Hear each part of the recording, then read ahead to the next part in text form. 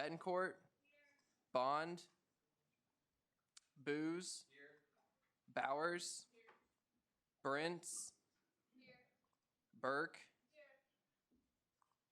Carlson, Carr, Clark, Clements, Coggeshall, Colasico, Cruz, Dowd, Frederick, Gallardo,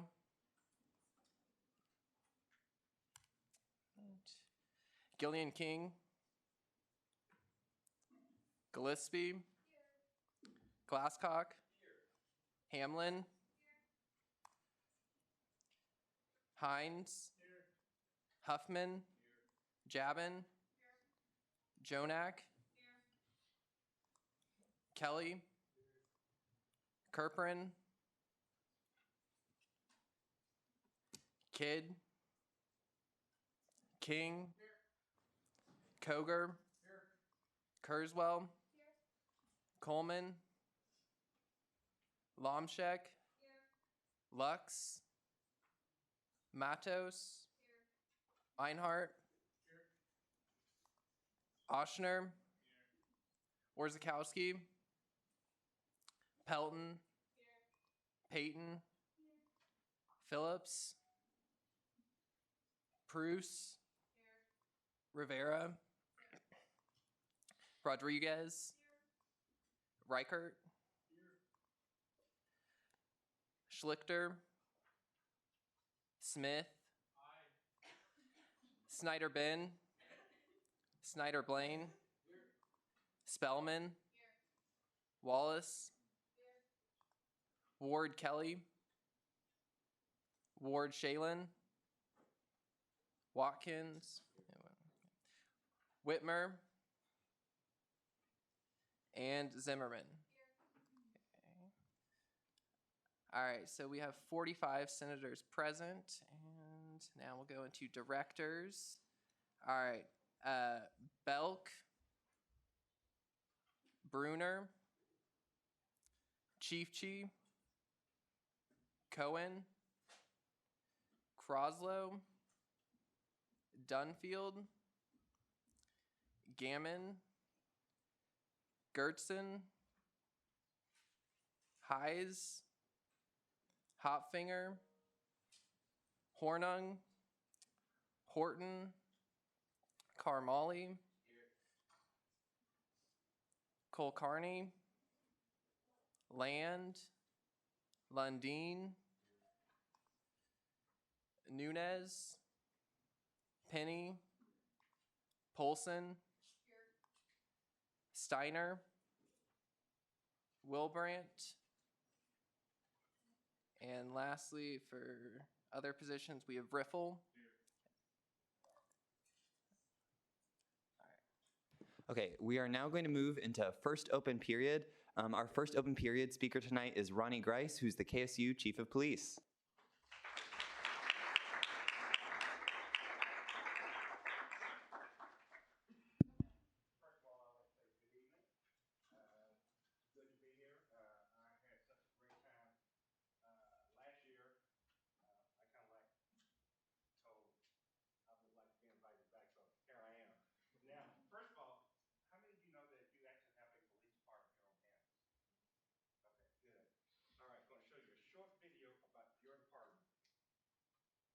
Our mission is to preserve a safe campus environment where diverse social, cultural, and academic values are allowed to develop and prosper. The Kansas State University Police Department prides itself on an atmosphere in which men and women from a variety of backgrounds and experiences can thrive. A team of more than 40 people, from administrative staff to patrol officers, is dedicated to ensuring the security of the K-State campus. We are the eyes and ears on campus. This involves everyone from our student dispatchers to officers and detectives. It's a great community of people with great opportunities. Kansas State University is a land-grant institution with more than 24,000 students from all 50 states and more than 100 countries. There are a variety of responsibilities at the department and include investigations, dispatch, event security, IT and administrative support. This also includes student-oriented services such as community outreach. This environment allows me to see investigations from beginning to end. The department has the latest law enforcement technologies and provides officers with the best equipment to respond to the most dangerous situations. The professionalism of the department is second to none. The ability to advance career-wise while working is a big positive as well. Training is a major emphasis at the K-State Police Department. New officers will attend the Kansas Law Enforcement Training Center for the 14-week Police Academy, followed by a 12-week field training program on campus. Other development opportunities for officers include 40 hours of continuing education each year. We're law enforcement for the campus community. The K-State Police Department is here to provide a safe environment for students to live and learn.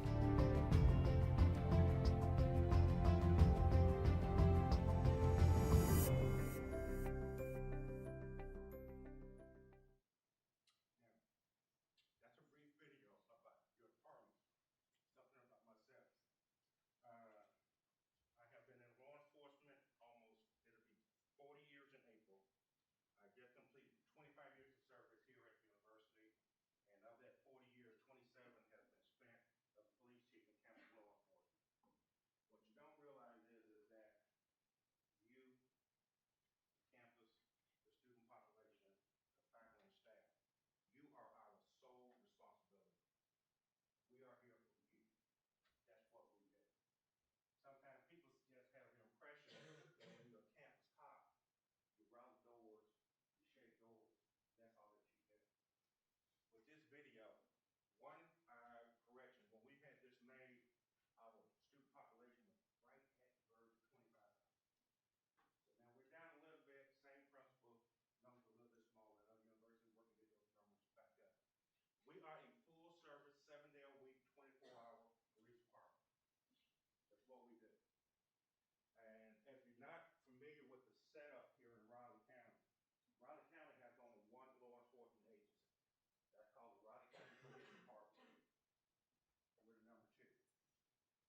Because back in 1973, the citizens voted to merge all of the municipalities into one agency.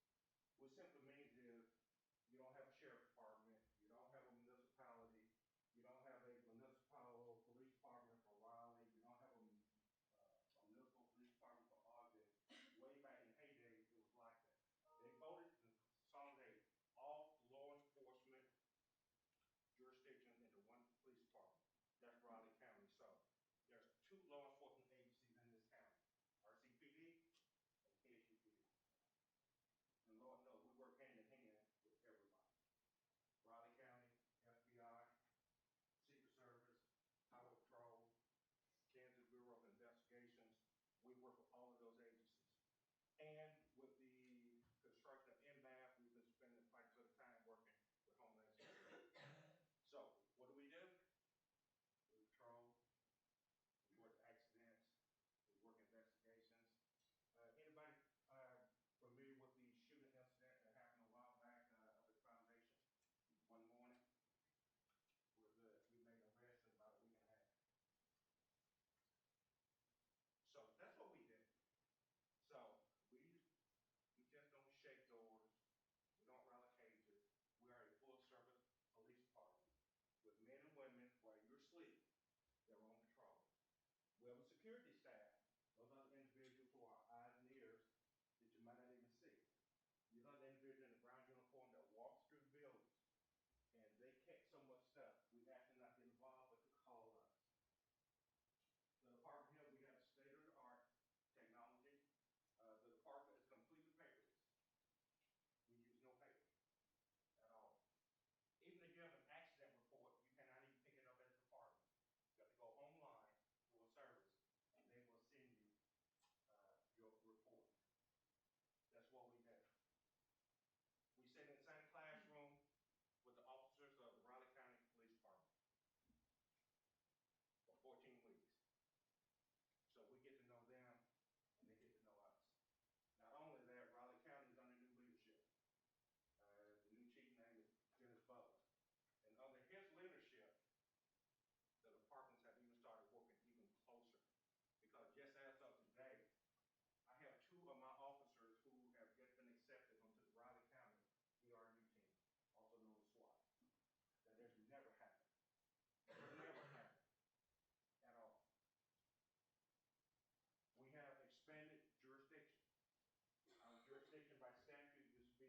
within the certain boundaries of the campus.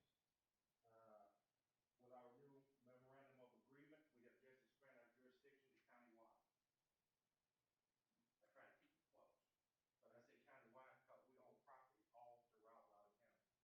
We're responsible for Council Prairie. We're responsible for all foundation property. Kansas Department of Ag, everything that's up in the research park. The buildings out at the airport falls under our jurisdiction. So we have expanded, but I try to keep them within range, but sometimes these youngsters just get so wild. Now, when I give a presentation, I know there's a lot of questions. Feel free to ask, because I had some flashbacks to some of the questions that I was asked last year. And one of the questions that's most commonly asked is, on game day, Chief, why is it that your people be messing with us up on the party lot? Now, I know everybody knows what party lot is. That's grass lot. Ladies and gentlemen. Ladies and gentlemen. We got other things to do. If you don't bring attention to yourself, you never see us. Keep that thought in mind. Keep that thought in mind. Because we're dealing with 50,000 plus fans. It's not like over at KU, where they only fill the stadium up. I asked my counterpart last week, why is it that we got fined, TCU got fined, and KU didn't get fined? Look at the Chief, y'all had more people on the field than we did. Okay, I can understand that. But I want everybody to know, we're not here to ruin anybody's parade or ruin anybody's tailgate experience. We just ask that all of our students and the guests just be responsible. Because, you know, there's an alcohol policy that's out at the stadium, and we have been given the authority to determine what's a reasonable amount of beer. Now, I don't think nobody's parent in this room is going to call me on Monday morning and say, you're going to allow my son or daughter to come into the stadium with 30 pack on the back of the pickup truck.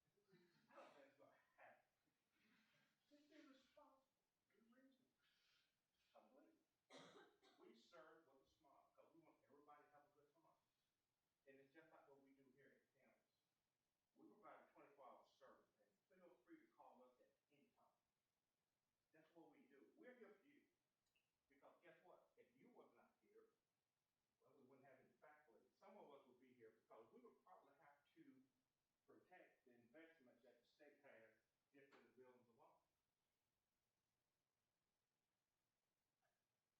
Our website, there's a lot of information on it. And we have a web administrator that's always updating and adding information. Have anyone ever went and looked at our website? Somebody said yes, at least fool me that you did. There's a lot of information on that website. There's all of the services that we provide. You know, we provide the Safe Walk. We provide that service. Time for the speaker has expired. Is there a motion to extend? Senator Oxner. Are there any objections? It's been moved and seconded to extend time by 10 minutes. Seeing none, you have 10 more minutes. All right, I'll pass it. Go to the website. There's a lot of information there. There's a lot of information about the weapons policy.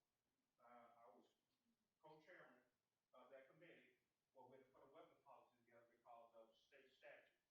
A lot of information is there in that. And most common question, how many violations of the concealed carry law that we have on campus? One. You're going to say zero. Yeah.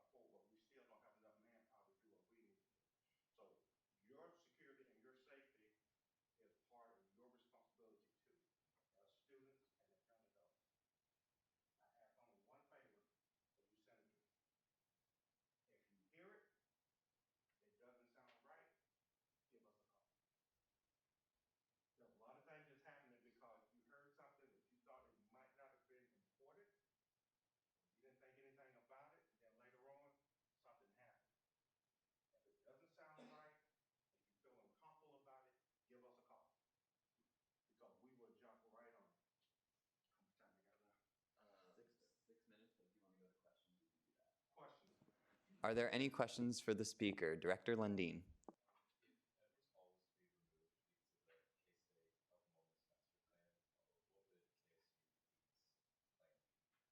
Right now, they are looking at probably within the next year of moving the Division of Public Safety to Dutchman. They are in the process of remodeling, they call it the Castle, the old power plant, and they're looking at moving the Associate Vice President for Facilities Planning Office out and moving us in. Now, I've been there for 25 years. When we moved to Edwards, we was only supposed to be there for 5 years. Back in 1996. And we're still there. But hopefully that building is a mess and hopefully it'll become a parking lot. But yeah, and it'll be nice to be back on main campus too. I like walking to meetings instead of coming up trying to find a parking spot. It's easier. Next question.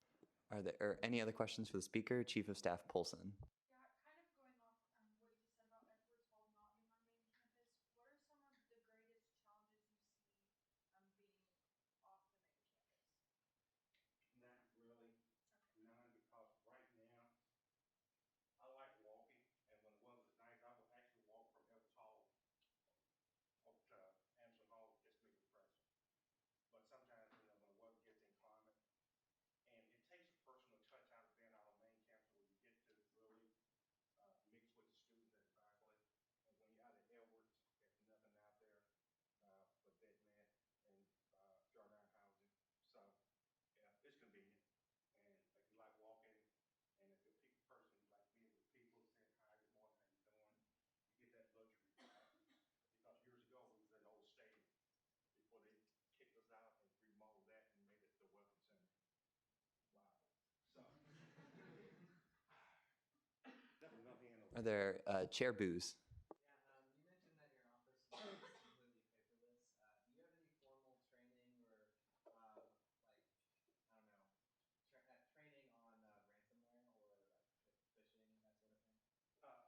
We go through all the same training that put up IT, information and technology through that office. Matter of fact, I just had my online training Monday. So, and I have an IT section. So I have people who monitor what we do and with all of the software, because now just imagine, we lost the library about a year ago. Luckily, I was in Mexico on vacation. Thank goodness that my server was not in the library, as I would have lost my server. So my server's in my building in a secure area. But it just goes to show how important those different locations are when we're trying to protect that type of technology completely. And they were talking about putting some stuff in the cloud. Well, we have to go through certain protocols with Kansas Highway Patrol, FBI, and the Kansas Bureau of Investigation. So there's certain things that we couldn't even think about putting in the cloud, because they said no, because people can't hack into the cloud, so we won't put confidential reports there or anything. So our security, we get audited 3 times a year, and they spend time with my IT section. Then they come to me at the end result of the audit. But my where the IT section, they do all of that, but they follow the guidelines also for information and technology. Are there any further questions for the speaker? Seeing none, thank you so much for coming out tonight. We really appreciated it.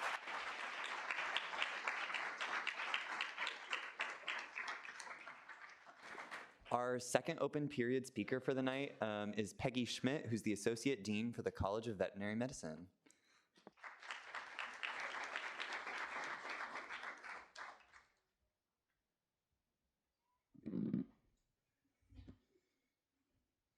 Thank you. So I was asked to come here tonight to talk a little bit about the Doctor of Veterinary Medicine program in the College of Veterinary Medicine. We are a unique program currently on campus. So we are a professional practice degree. We are not a research graduate degree. So you do not need to have a bachelor's degree in order to enter the program and receive your Doctor of Veterinary Medicine degree. That is very similar to Medical doctors, podiatry, nursing. The university you go to may require a bachelor's, but is not a requirement of obtaining the degree. We have a 4-year, what we call a lockstep curriculum. So the students are told what courses they will take and what rooms they will be in. They have little choice. We do allow 12 elective credits within their first 3 years of the program and 11 elective credits in their senior year. The rest of it, and I'm going to look at Senator Burke, who represents our college. It is very intense. 21 to 22 credits per semester would be average. And much of that is laboratory time as well. So it may be a 1-credit lab, but they are 3 hours in the classroom or in the laboratory. And then when it comes to subjects such as gross anatomy, probably another 10 to 12 hours a week on their own in the lab, because they are comparative anatomists. So they will learn canine, feline, equine, bovine anatomy across a variety of species.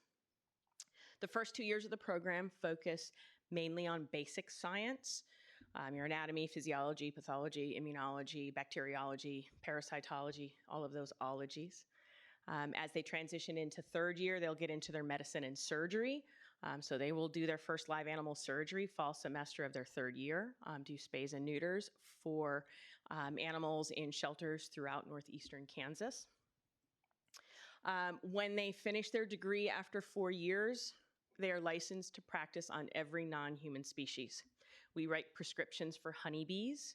We will do medicine on tarantulas, as well as the typical pets that you would see anywhere from reptiles to cats and dogs, horses. We do it all. Next slide, please. So again, it's a 169 credit degree, averaging that 21 to 22 credits per semester. We do expect our students to dress professionally as they begin to really develop their professional identity throughout the program. So you'll see most of them will be in a polo or a nice shirt. They'll go into jeans, colored jeans like I'm wearing. But we tend not to have yoga pants and tank tops and torn jeans and things like that because we really do want them to start to think like they're a doctor.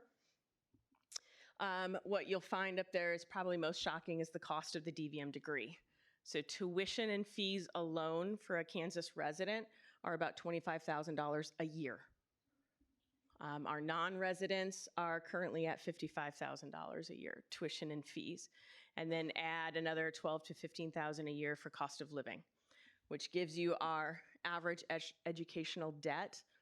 That was for our 2019 graduates, for a Kansas resident of just over $128,000, and for our non-residents, just over $250,000. And that's just their veterinary school debt. So if you're bringing debt up from undergrad, that adds on to it. Our debt to income ratios, many people think veterinarians are like doctors, human doctors, and have that type of salary. The average starting salary for our graduates in 2019 that went to work in practice rather than doing an internship or a residency was about $73,000 for starting salary with a $250,000 debt. So don't think that veterinarians are doing this to get rich. There are ways, thankfully, through the Public Service Loan Forgiveness Program and some other loan repayment programs, ways to address that debt. And that contributes to what you see up there for health and wellness. Depending on the studies that you look at, veterinarians have a 1.7 to 5 times greater suicide risk than the general population. Financial stress comes or contributes to that to a certain degree. Probably the biggest contributor to that is access to euthanasia solution. So once they've made a decision, we have easy access to the tools to fulfill that. Compassion fatigue, perfectionism, the academic rigor, all of that come in as well. Many of you are perfectionists yourselves. And then that just exacerbates when you get into veterinary school and you were already the top 10% of your class. Now you're not, because again, there can only be a top 10%. We'll have students who've achieved the first C they've ever had in their life, and many of them think their life is about to end because of that. So we do have 2 full-time counselors on faculty to work with our students as well as our clients, faculty, and staff. Next slide, please. So we do have a relationship with Main Campus, but again, as Chief Grice said, we're kind of up on the edge. Our students don't get down here to utilize the union as much as we would like. All of our coursework is currently 700 level or above, so it does show up in the undergraduate catalog. However, undergraduates are unable to enroll in those courses. You have to be within the DVM degree program, or some courses are also open to graduate students. The Graduate College approves all of our coursework, whether graduate students enroll in it or not. So we are currently going through a proposal to renumber all of our courses to 800 and 900, which actually aligns with our university handbook, as well as the Kansas Board of Regents that say professional curricula should be 800 and 900 level. The College of Veterinary Medicine, we also house master's and PhD degree programs, as well as the Masters of Public Health on campus. It is housed within the College of Veterinary Medicine, but we do that jointly with faculty from Health and Human Sciences, Arts and Sciences, and Vet Med as well. The other unique thing is graduate students cannot be TAs in our DVM curriculum. You have to hold a terminal degree in order to teach veterinary students. That's part of our accreditation. So you have to hold a DVM or a PhD unless, for example, an MPH would be considered a terminal degree. So that, plenty of time, right? I was practicing getting in time. I'd be happy to answer any questions that you may have about the veterinary program. So are there any questions for our speaker right now? Senator Brentsy.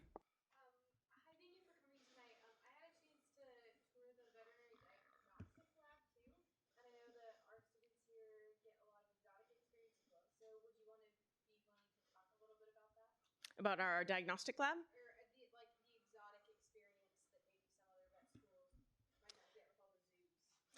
Oh, so yes, we have Dr. Jim Carpenter on faculty, who's one of the premier exotics veterinarians in the U.S., has written the book on exotic medicine. And so we have a great relationship with not only the Sunset Zoo, which has the Dr. James Carpenter Hospital at it, but we do a lot of work with zoos, wild animal parks, those types of facilities, and we get a lot of those patients into our teaching hospital as well. We've put pacemakers in ferrets. We've done work on tigers, and I'm going to look at Senator Burke. What else have we had in recently? Camels, yeah, we do have a lot of camels come in. Honestly, the biggest thing was the white tiger that came in last year. Yes. Porcupines, yeah. So for pre-veterinary students that really have an interest in exotics, whether that is zoo or even exotic pets, we have a tremendous program here and great hands-on access to those animals. Are there any further questions for our speaker, President Penny?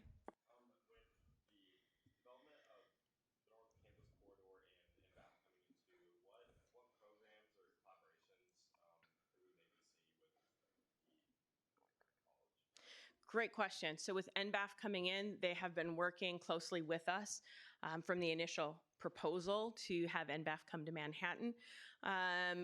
The federal government has provided services or funds for us to train DVM PhD as well as just PhD graduates as a pipeline for staff within NBAF. We already have our BSL-3 facility at BRI, and so we have been really working to have that be a stair step into much of the work that they will be doing with more high-risk pathogens at NBAF. So a great partnership. Are there any further questions? Chief of Staff Polson. So with kind of the talks of adding an undergraduate public health degree, what kind of changes or additions to your college, I guess, would you expect? Great question. So the undergraduate Bachelor's of Science in Public Health, veterinary medicine, our college has been working collaboratively in the development of that since we currently house the Master's in Public Health and a lot of the expertise within public health is housed within our college. So for example, we've been asked to contribute 2 new undergraduate courses, an introduction to epidemiology and an introduction to environmental health, which aligns directly with our strength. We teach the graduate coursework in epidemiology and environmental health, and I'm lucky enough to currently be the course director for the introduction to epidemiology. And so we're really excited to share our expertise into the undergraduate realm.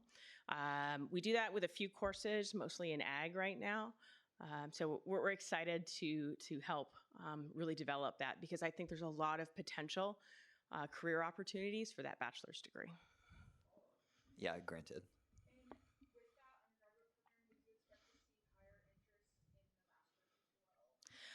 So would we expect to see a higher interest in the master's? Potentially. It's really designed to be a standalone bachelor's, so there will be employment opportunities for students to graduate with that bachelor's, but it also will set them up to naturally blend into the master's, as well as potential for entry into medical school, veterinary school. A lot of the undergraduate public health degrees will have a pre-professional track.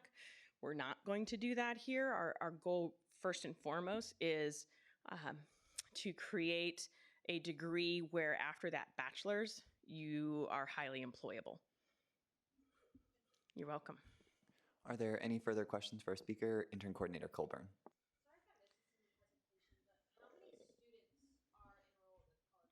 Great question, and you didn't miss it. I did not include that, so I apologize. So we accept 100, typically between 112 and 117 new students to matriculate into the program. Our facilities max out at 120. We can't accept more than that. Granted.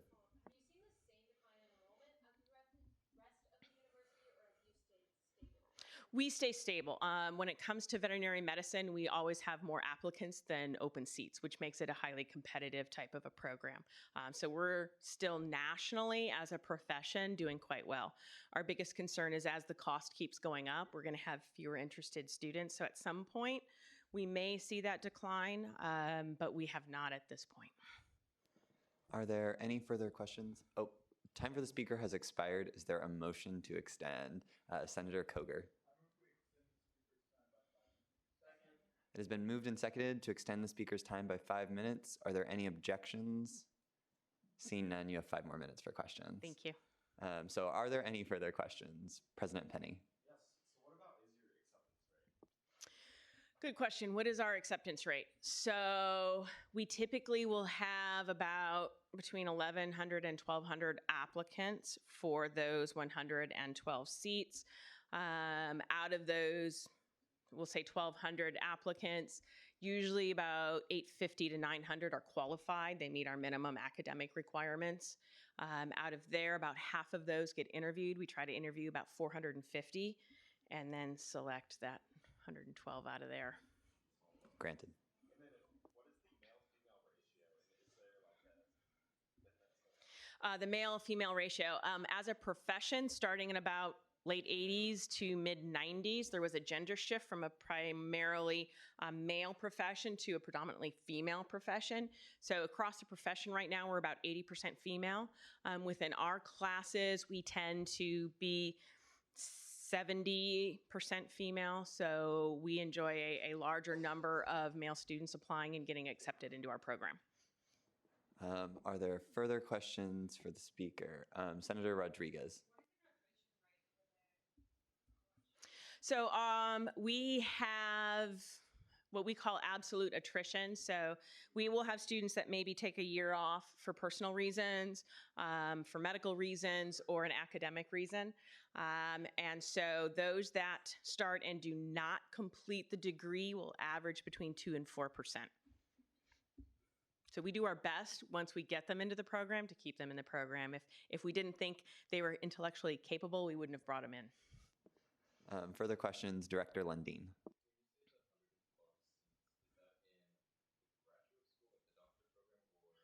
That is in the DVM degree, the veterinary degree. We have, like I said, between 112 and 117 is where we try to keep it. Follow-up, granted.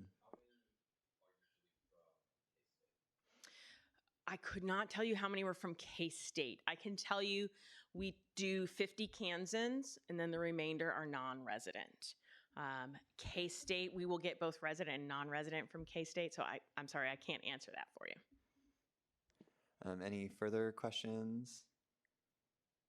Senator Prus.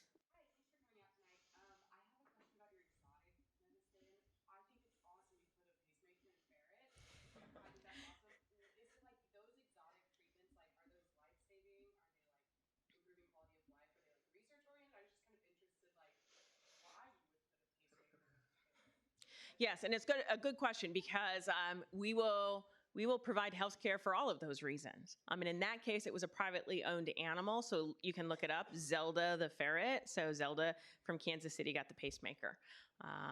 And so a lot of it is really the owner and how they value that animal and what they're willing to do for it. So it is very cool. And I'd love to say I did it, but I did not a cardiologist. But yes, there's some really cool things that happen down there. Are there any further questions? Seeing none, thank you so much for coming tonight, Dr. Thank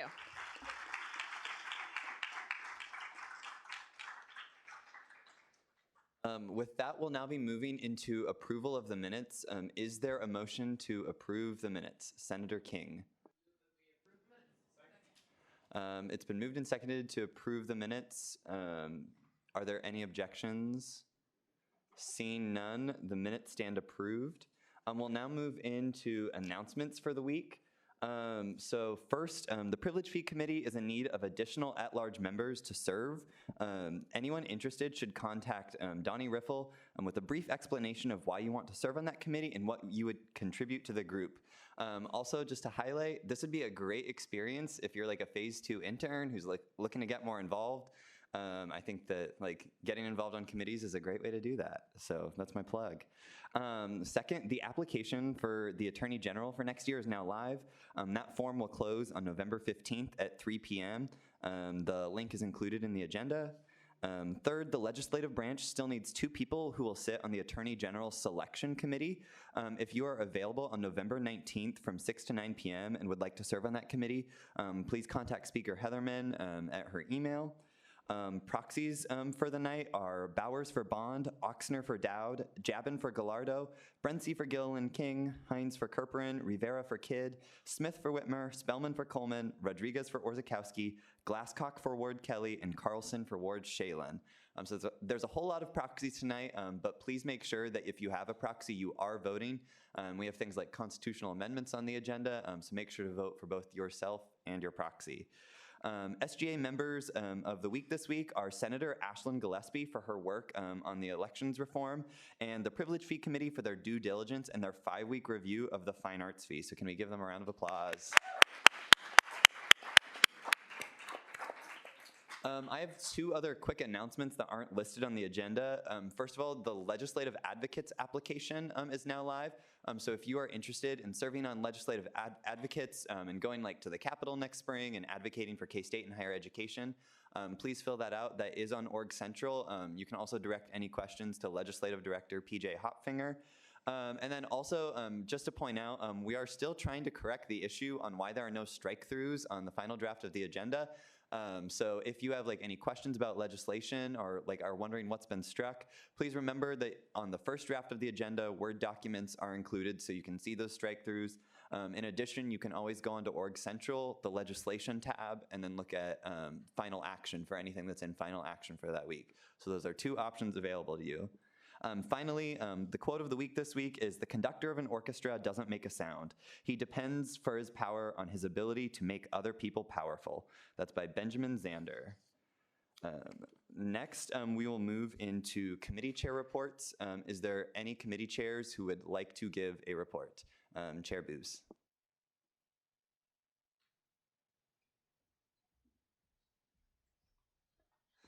All right. Hello, everyone. If you don't know me, I'm Andrew Booz. I'm the Senate Operations Committee Chair. And I just wanted to update you about what we did in Senate Operations the past 2 weeks. So last week we went over the final drafts of our bills that are addressing various things about the Elections Commissioner and the Elections Committee. And so we have submitted them for introduction today. You can see them in today's agenda as well as on the prelim agenda for the actual full text. So that means that it's actually, barring some unforeseen controversy about these bills, which we will always address, that it's time for to address funding and specifically, let's see, funding reports, which I'm blanking on the quite correct term for that. Expense reports. Yeah, expense reports. Thank you, Nathan. And so if you have any thoughts at all on the current expense reporting system that we have for running for election, please either send your comments to me or a member of Senate Operations Committee, or come to Senate Operations Committee's meeting at 8 p.m. on Monday, next Monday, in the CSI conference room. So that's what we did this week, next week, and that's what we will do next week. So if you have any questions, I would love to answer them. Are there any questions for Chair Booz? Yeah, can I have someone to for speaking rights? Thank you. Yeah, that would be next Monday. I'm not precisely sure. So it's currently the 7th, so that'll be, I believe, on the 11th at 8 p.m. in the Center for Student Involvement conference room. You're welcome. Are there any further questions for Chair Booz? Seeing none, are there any further committee chairs who would like to give a report? Chair Riffle.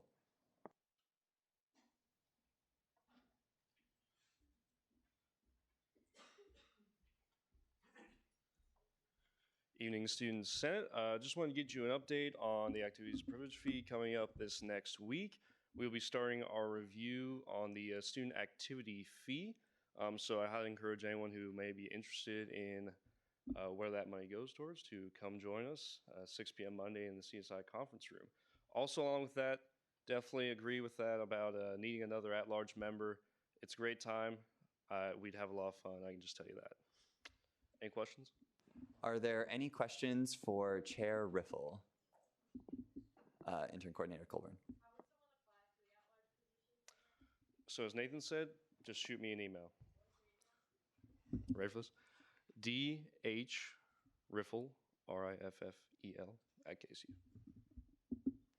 Are there any further questions for Chair Riffle? Okay, seeing none, are there any other committee chairs that would like to make a report? Senator Oxner.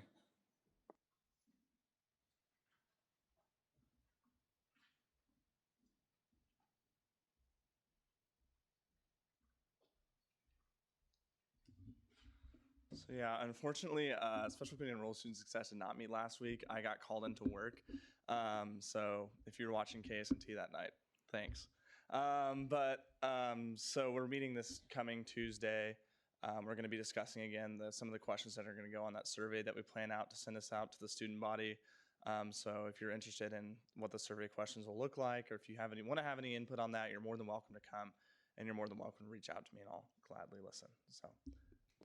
Are there any questions for Senator Oxner?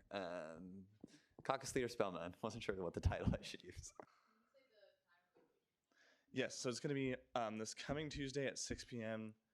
Location TBD. So I'll send that out, or I'll have Hannah send that out. Are there any further questions? Seeing none, are there any other committee chairs that would like to give a report? Okay, with that, we'll then move into directors' reports. Are there any directors that would like to give a report? Any hands at all? No? Anyone from exec?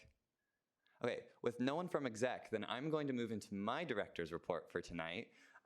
For those of you, if you'll remember, way back at the very first meeting of the semester, I promised that I would make an SGA handbook, and then I promised we'd do some sort of quiz over it. So I have created a Kahoot. We are going to go into Kahoot mode right now. If you studied the handbook, you'll be prepared, but you should have incentive because I have 2 free Call Hall ice cream tickets. So there's actually an incentive to win and be the winner tonight.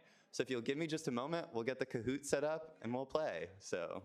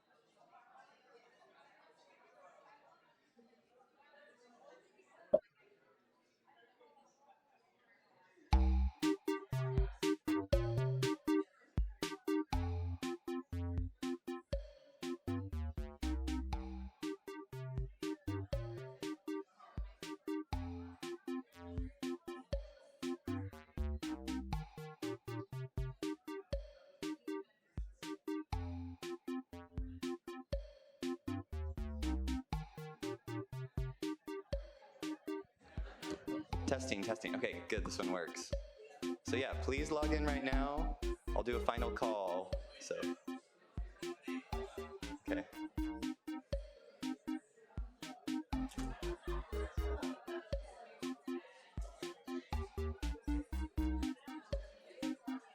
Also, yes, everyone in this room is eligible. I will give the tickets to whoever wins. So like, if you're an intern and you studied hard on that handbook, all the questions came out of it. If the student body president wins, he's gonna get them. So like, it goes to whoever wins.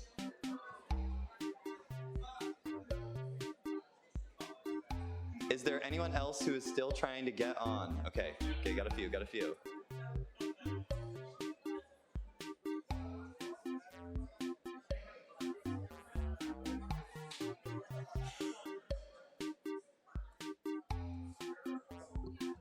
Last call. Anyone else? Okay, we've got a few. Okay.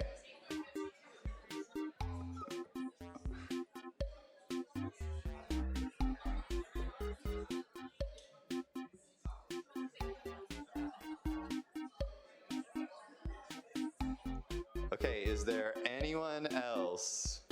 Raise your hand, speak now. Nobody? Okay, we are gonna get started then.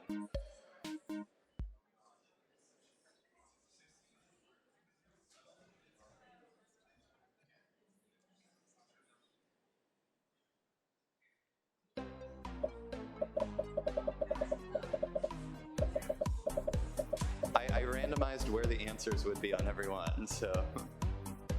There you go, good job. Easy starting question. Is that you? Oh.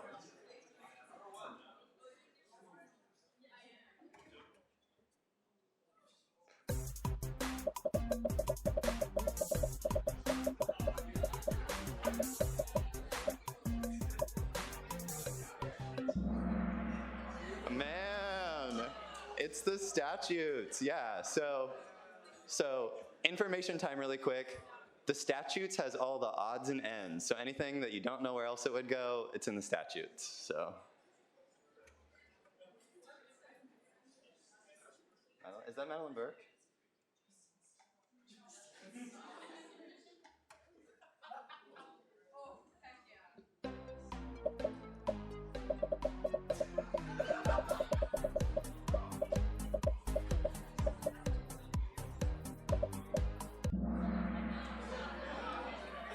Yeah, so kind of a trick question. That's been a position for the past 2 years, but it is not one currently.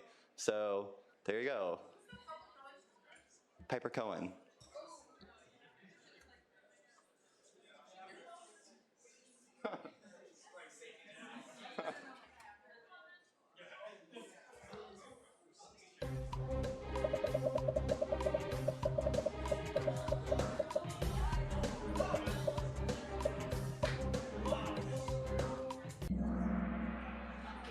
Good job, OPAP.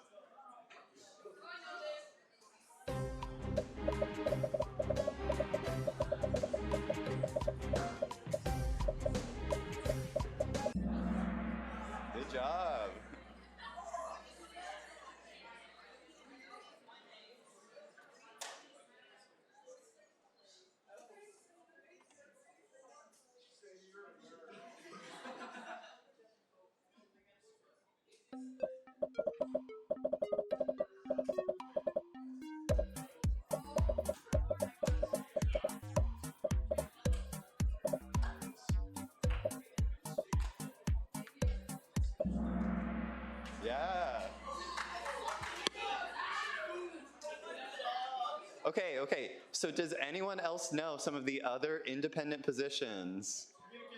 I'll go with, communications director, intern coordinator. What's the other one? Elections, yeah. So treasurer is one of them. Treasurer is not in any branch. Cy helps all the branches. So. Is that you?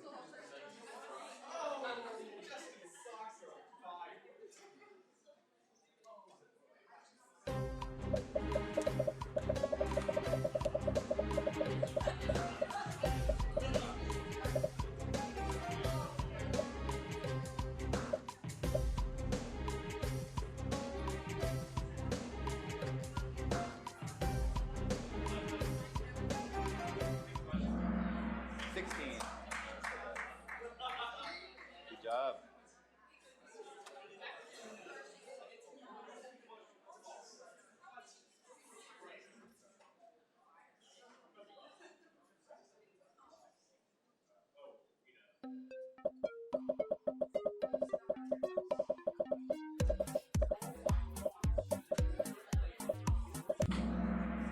Oh, wow. Yeah, so a third of your privilege fee each semester, 35% goes to Lafine. So if you're not using Lafine, you're paying for it every semester, so. Because it's student health is actually what it is, like that is what it goes to, so. That's the contract.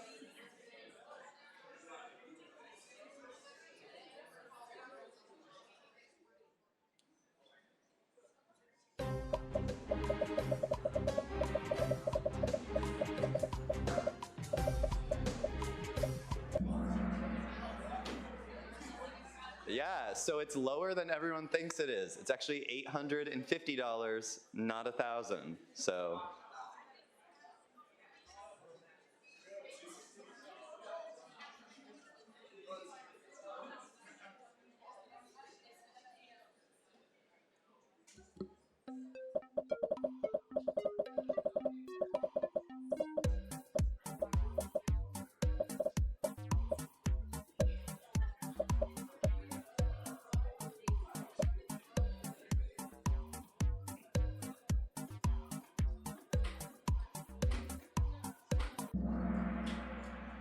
So yeah, there were 2 correct answers. Commendations take only 1 week, but so do appointments. Every time we put someone in for the first time, that's a 1-week thing.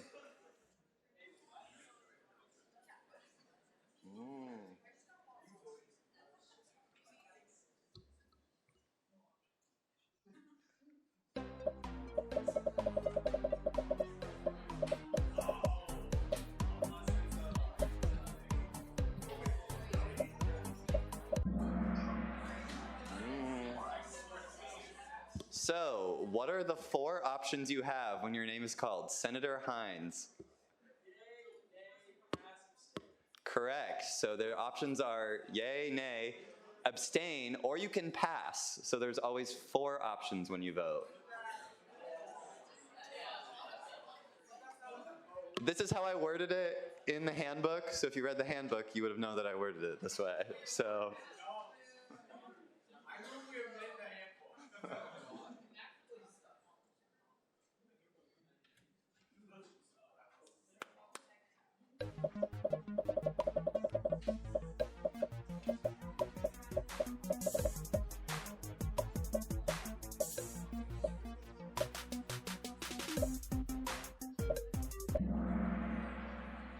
Good job. Chapman King.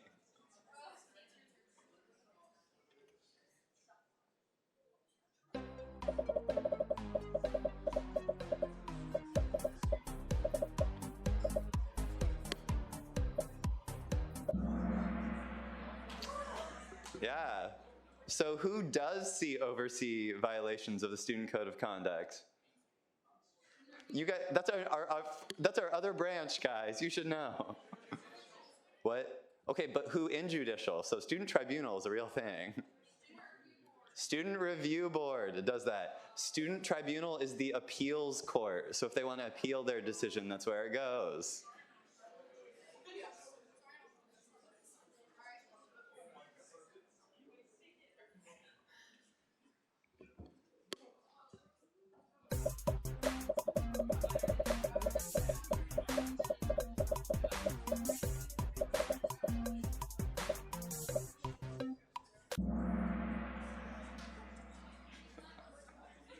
job, good job.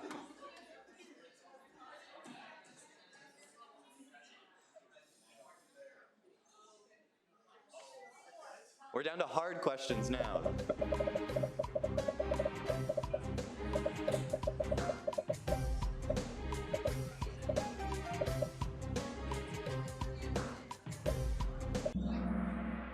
Ooh, good job. I'm glad people got that. Okay, this last one is a direct quote from the handbook, so you really had to read it to get this quote.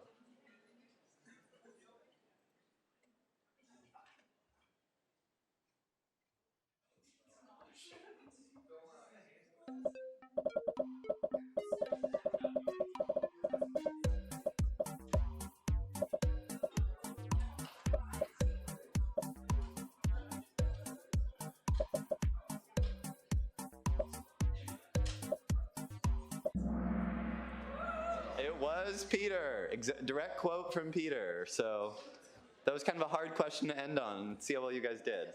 So with that, the winner is interns are great. Who is that? Is that Lily? Okay.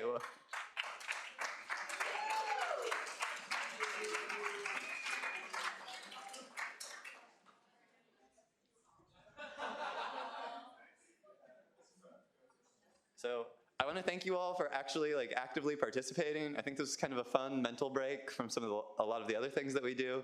So I'm glad that we could kind of just have this moment to have fun but still learn about SGA.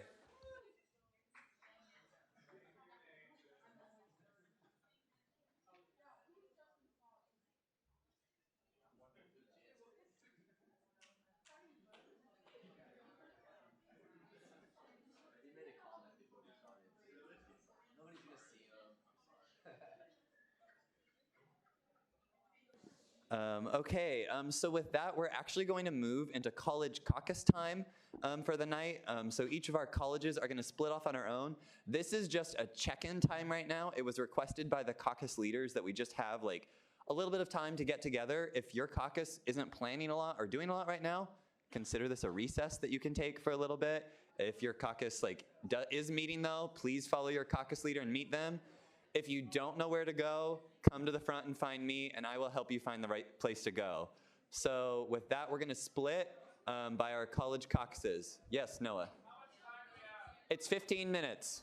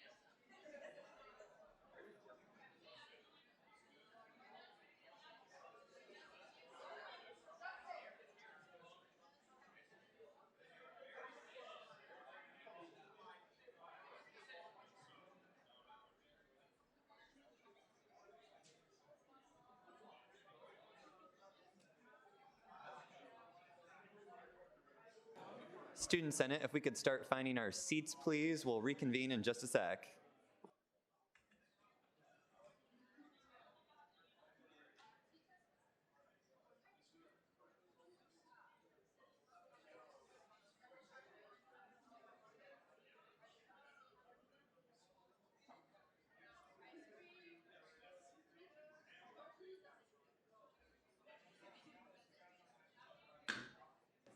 We're going to continue moving ahead with our agenda right now. Also, if you haven't noticed, we swapped out secretaries. So Carson's got some legislation that he's like leading and everything. So Sadie, our lovely chief of staff, is taking over and we'll be doing like votes and everything like that. So exciting. The next on our agenda is approval of minor allocations. We only have one minor allocation this week. It is a travel allocation to Beta Upsilon Chi. They requested $500 and they were recommended $500. Is there a motion on the minor allocation? Senator Beasley? It would be like you move to like approve it. Okay. It's been moved and seconded to approve the minor allocation. Are there any objections? Seeing none, the minor allocation will stand approved. Next, we'll move into final action on Bill 34. Will the author of Bill 34 please come forward?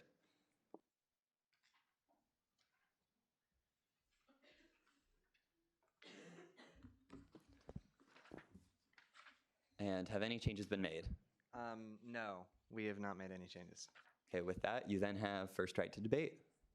Right. So as I said when I brought it up 2 weeks ago, this bill is an amendment to the Constitution to correct something which is outdated, which is the name of the current Center for Student Involvement, which before 2017 was the Office of Student Activities and Services, and it is still that way in one instance in our Constitution. And so this amendment to the Constitution, really the only thing it does is it changes the requirement for the Constitution and the bylaws to be kept. It used to be they needed to be kept on file in the Office of Student Activities and Services to mandating that they be publicly available online. So, online, available to the public, et cetera. So I don't see any reason not to pass this amendment. So please vote yes. Thank you. Are there any questions for the speaker? Seeing none, is there any debate in the negative on Bill 34? Any more debate in the positive? Any more debate at all? So with no debate, we'll move into a roll call vote. I'd like to remind everyone that constitutional amendments take 45 votes to pass right now.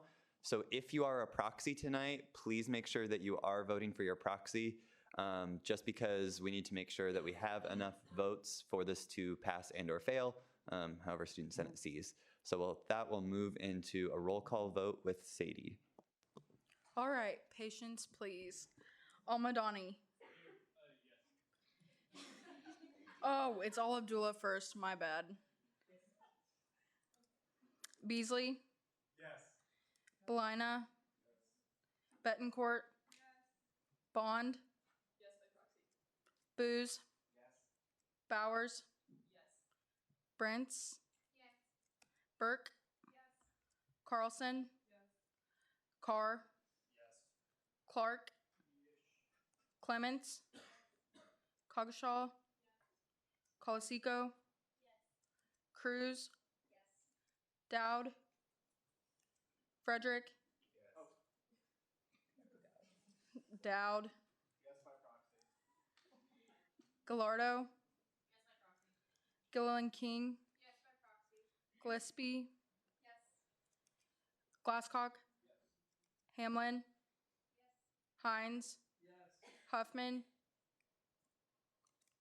Jabin. Jonak. Kelly. Kerperin. Kidd. King. Koger. Kurzweil. Coolman. Lomschek. Lux. Matos. Meinhardt? Oxner? Orzakowski? Pelton? Peyton? Phillips? Pruse? Rivera? Rodriguez? Reichert? Slichter? Smith? Snyder Ben? Snyder Blaine? Spellman? Wallace? Ward Kelly? Ward Shalen? Watkins? Whitmer? Zimmerman?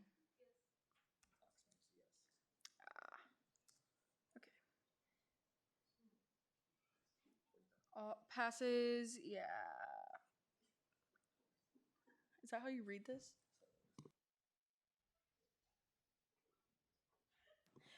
Passes 52 to 0 to 1. Okay, next we'll move into Bill 36. Will the author of Bill 36 please come forward?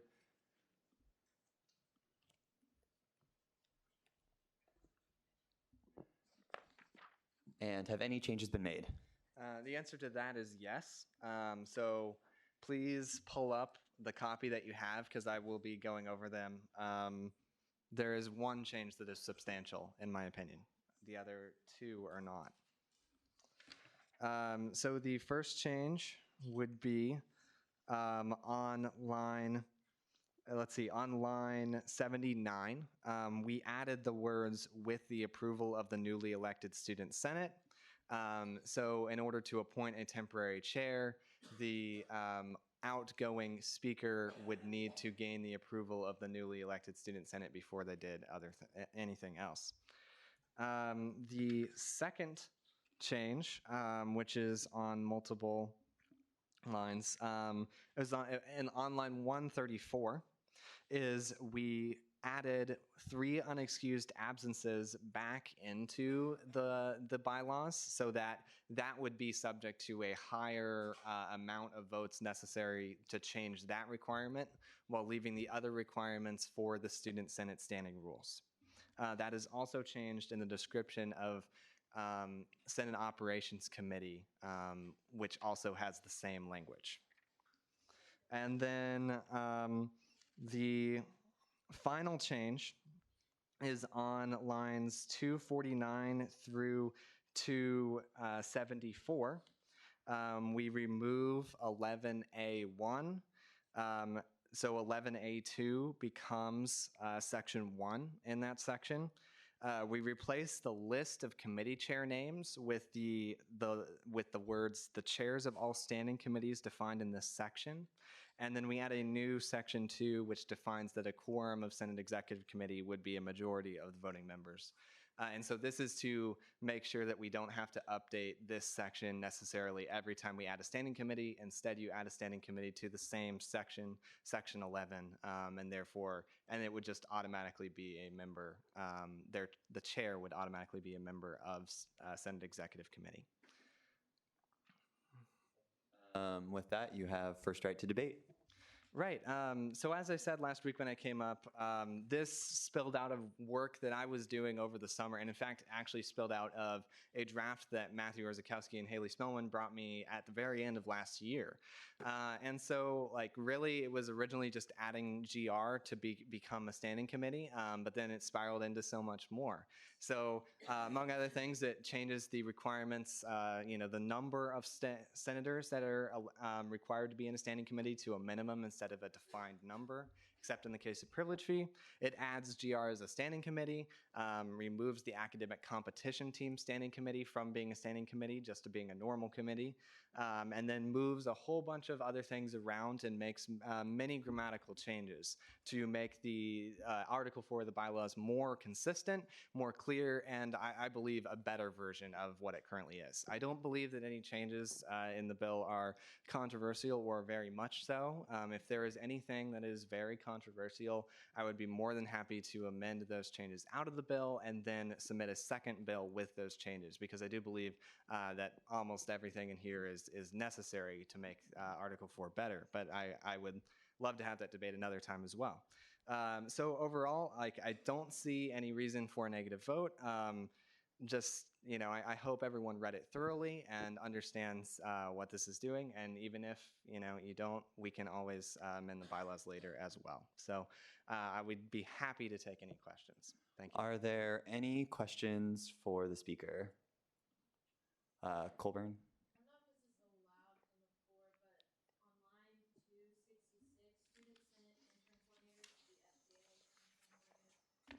$266. Yeah, so, okay, that is one thing that I did miss. I'll get that. We can make that if it's a friendly amendment. Yeah, that is friendly. That should be SGA.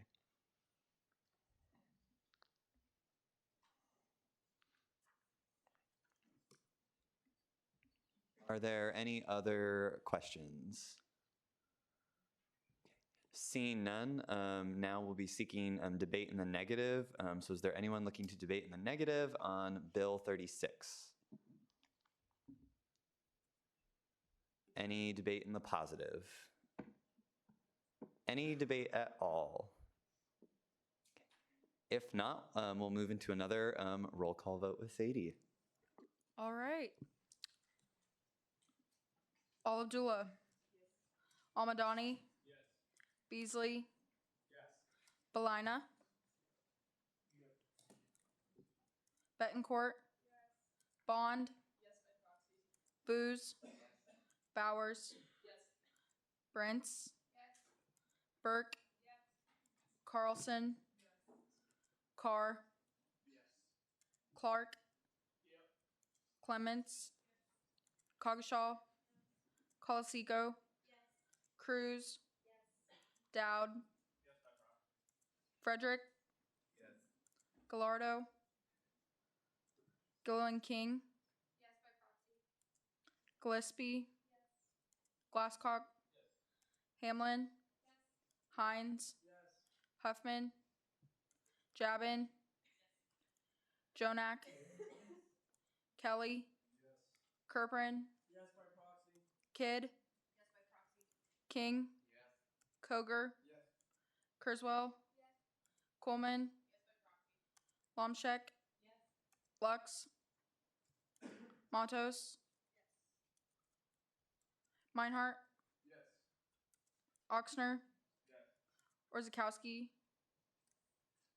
Pelton. Peyton.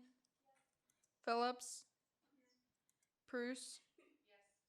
Rivera. Rodriguez. Reichert. Slichter. Smith. Snyder Ben. Snyder Blaine. Spellman. Wallace. Ward Kelly. Ward Shalen. Watkins. Whitmer. Zimmerman. All right. Vote passes 49 to 0 to 1. Okay, so with that, we'll move into Bill 37. I'm actually the author on Bill 37. So next in line for people who's here is actually Chair Booz to chair Senate. So. Okay, do you have your own copy? Because I wrote this. Oh, gotcha. Yeah. I'll look at that. Okay, thanks.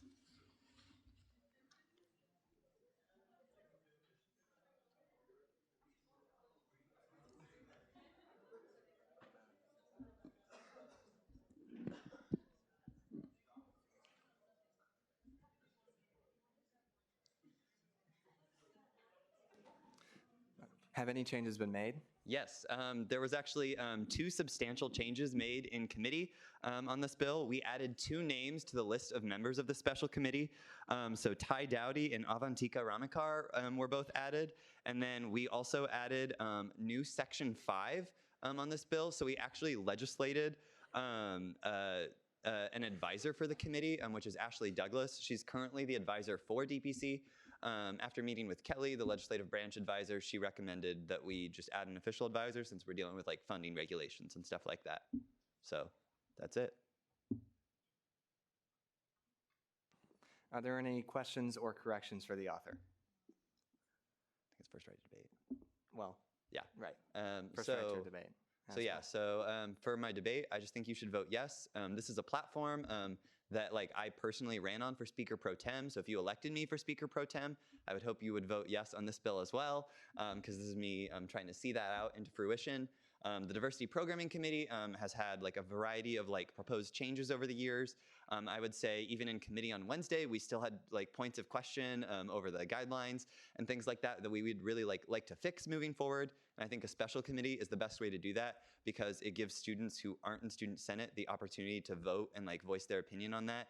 Those groups that like typically apply for funding. That was one of the things we did with the members. I think this is a really great opportunity overall, and I would be happy to answer any questions that the body may have of me. Vote yes. All right, are there any questions for the author? Seeing none, thank you. No. I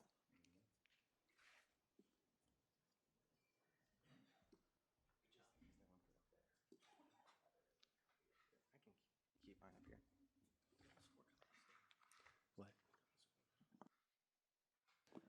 Now we'll be seeking any debate in the negative on Bill 37.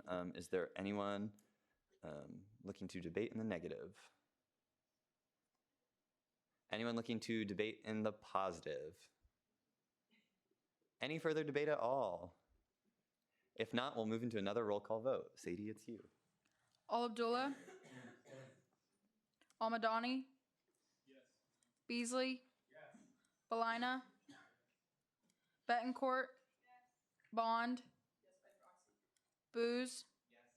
Bowers. Brents. Burke. Carlson. Carr. Clark. Clemens. Coggeshall. Colasico. Cruz. Dowd. Frederick. Gallardo. Gilliland King. Gillespie. Glasscock. Hamlin. Hines. Huffman. Jabin. Jonak. Kelly. Kerperin. Kidd. King. Koger. Kurzweil. Coleman. Lomshek. Lux. Matos. Meinhardt. Oxner. Orzakowski. Pelton. Payton. Phillips. Bruce. Phillips, was that a? You're good. Ah. Okay. Rivera. Rodriguez. Reichert. Slichter. Smith. Snyder Ben. Snyder Blaine. Spellman. Wallace. Ward Kelly. Ward Shalen. Watkins. Whitmer. Zimmerman. Vote passes 53 to 0 to 1. With that, we'll move into Bill 38. Will the author of Bill 38 please come forward?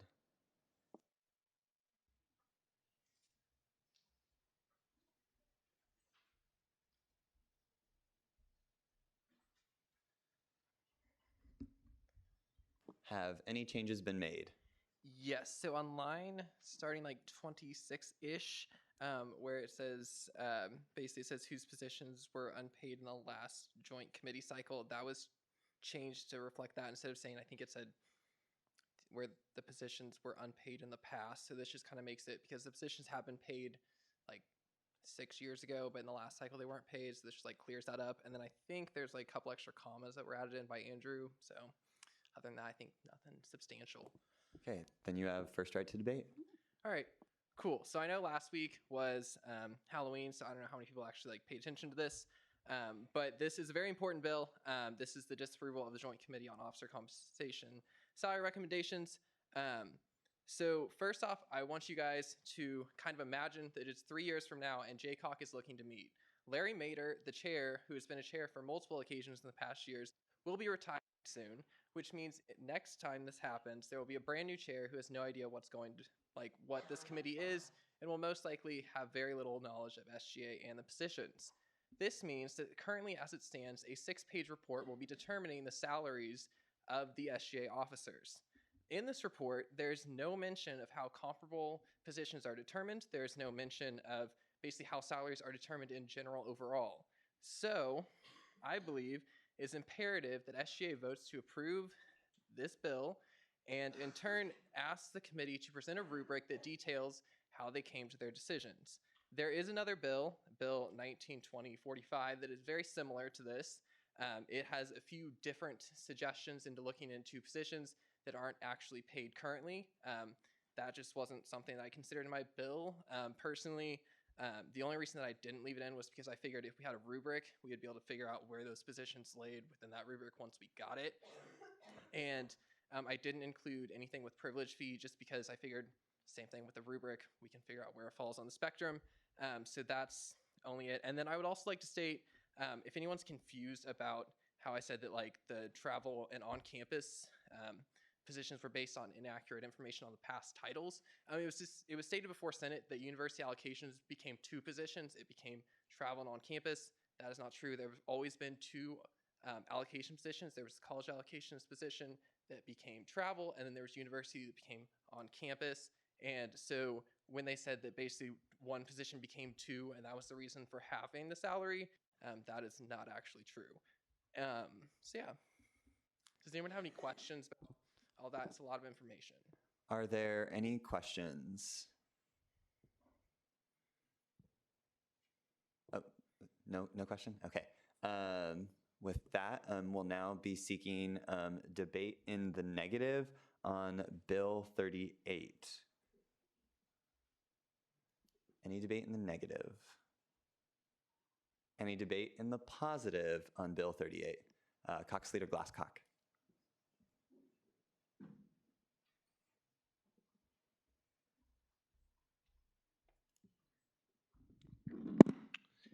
Hey people, it's me. I will say the only thing I'm a little mad about is that if this bill passes, we'll have to start meeting at 7:30 a.m. again, which wasn't great before. I'll still go, I'll still do it because I love you guys.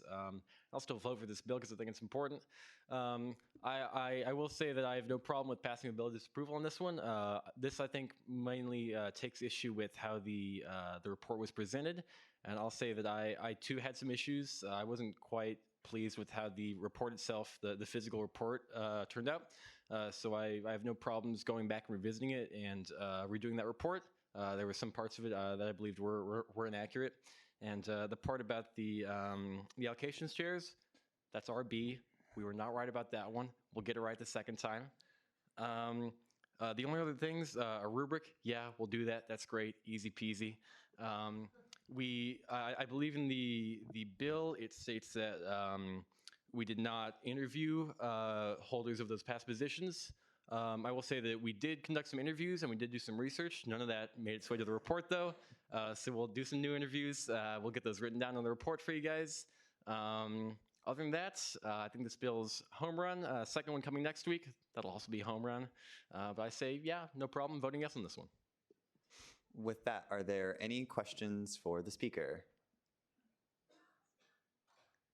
Seeing none, we'll now be seeking debate in the negative on Bill 38. Is there any debate in the negative?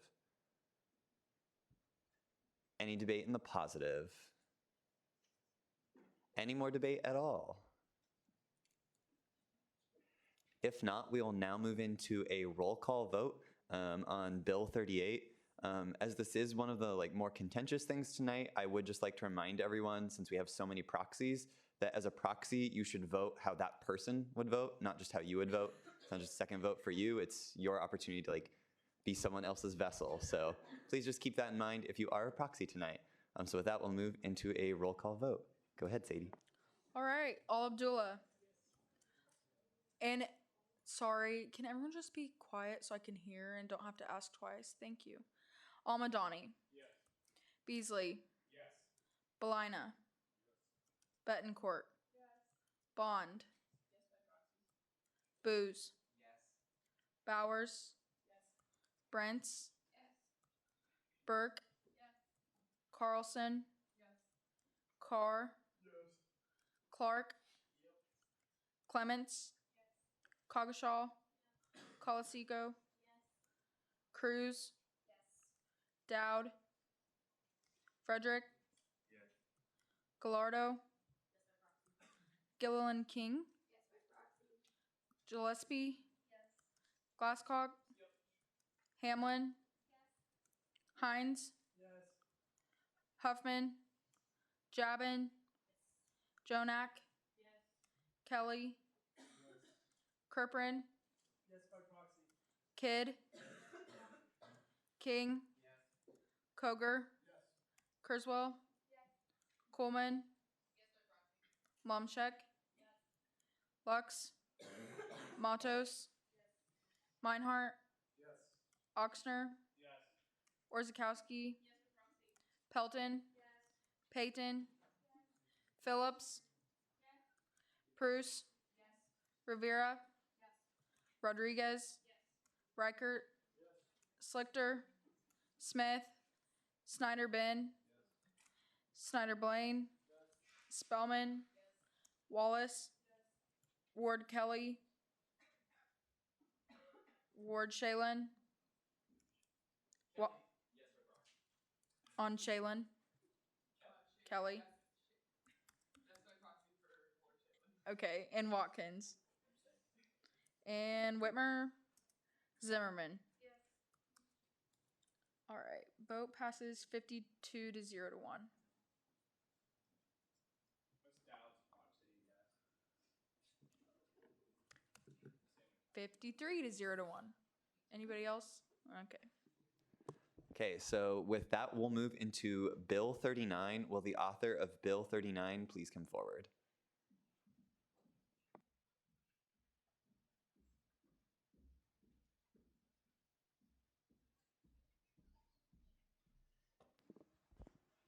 And have any changes been made? No. Okay, first right to debate. So I encourage you all to vote yes, because this is a really good organization. Wildcats Against Sexual Violence was just recently founded 3 years ago, and in the spring they do their walk to end sexual violence. I went to it last year. Really fun event where a lot of organizations get to table along the walk. It's really educational, and I encourage you all to go in the spring. But with that, I hope you all vote yes. With that, are there any questions for the speaker? Senator Koger.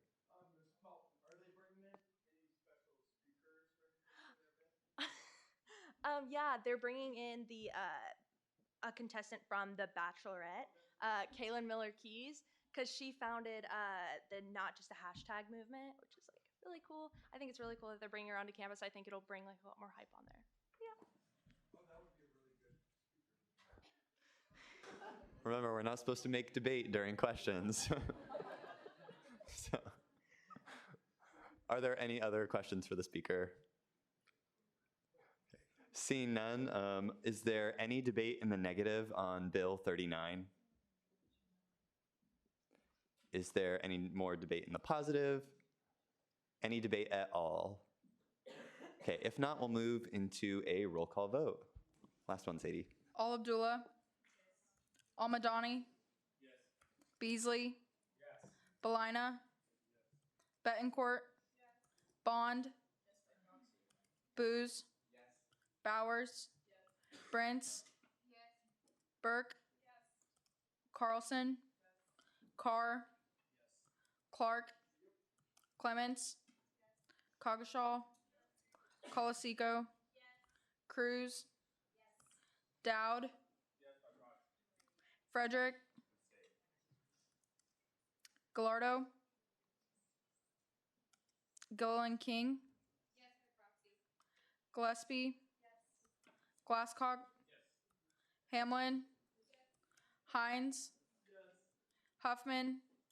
Jabin. Jonak. Kelly. Kerprin. Kidd, King, Koger, Kurzweil, Coleman, Lomschek, Lux, Matos, Meinhardt, Oxner, Orzakowski, Pelton, Payton, Phillips, Prus, Rivera, Rodriguez, Reichert, Slichter, Smith, Snyder Ben, Snyder Blaine, Spellman, Wallace, Ward Kelly, Ward Shalen, Watkins, Whitmer, Zimmerman. Vote passes 50 to 0 to 2. So with that, we'll now move into introduction of legislation. Is there a motion to consider Bill 40? Senator Beasley. It's been moved and seconded to consider Bill 40. Will the author please come forward? Senator Beasley. It's been moved to allow the author to summarize. Are there any objections? Seeing none, you can summarize. So I'm up here as a representative of Senate Operations Committee on this bill. In particular, Ashlyn Gillespie did a lot of the work on writing these two. And so, yeah, congratulations. So yeah, thank you for allowing me to summarize because yeah, there's a lot of very technical changes. But really, this bill is about the elections commissioner and the committee and the board and the various ways in which they've interacted. In particular, there was an incident last election cycle where the elections commissioner almost got removed, or a bill was sponsored to remove the elections commissioner. And so in that case, both the Speaker of the Student Senate, the President, and the Attorney General would have just needed to appoint a new commissioner within 48 hours notice. And so at that time, the Speaker was running for election, and so that had raised some concerns. And so that's one of the major changes in this bill is that if someone who would appoint the elections committee, the elections commissioner, is running for student body president or student body vice president, they are required to recuse themselves from that selection process, and they're encouraged to recuse themselves if they know that they may be running, even if they haven't filed yet. So that's the major change, but there is also some grammar and other changes. So like changing line 36 from committee to commissioner because it's obviously in the commissioner section.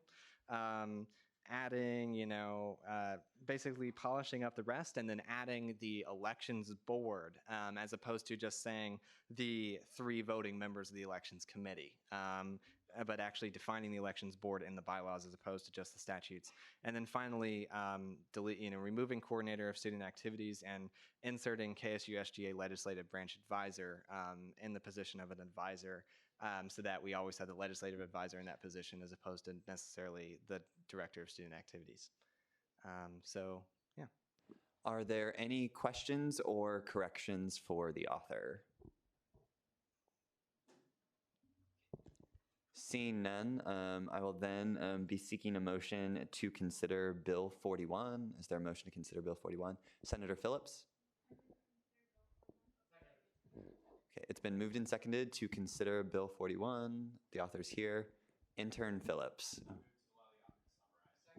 It's been moved and seconded to allow the author to summarize. Are there any objections? Seeing none, you're allowed to summarize. Also, actually, a friendly amendment, line 14 on, I believe, both bills should be 1920-16 instead of 1916-16. Okay, so yeah, this is the amendment to the change to the statutes portion of this as opposed to the change in the bylaws, which I just introduced.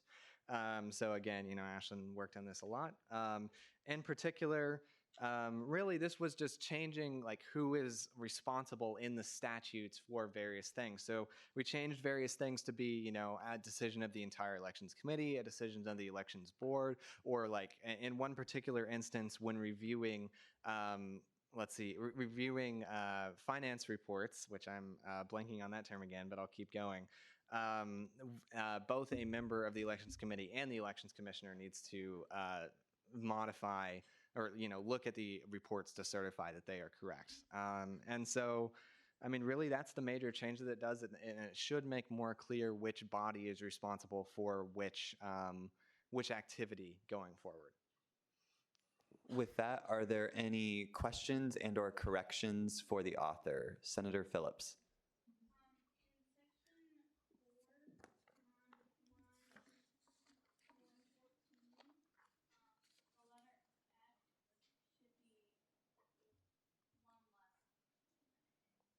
Which line was that?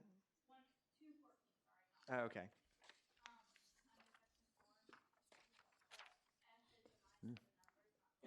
Oh, yeah. I'll write that down. Okay. Yeah, you've got that one. Cool. Thank you. And thank you.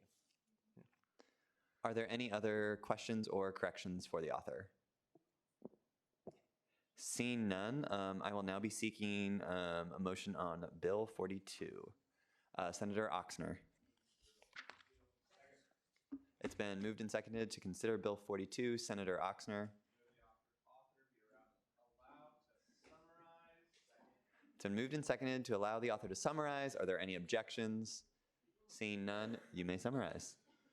Hey there, everyone. Get excited. You finally get to start hearing some privy legislation come through. Thanks.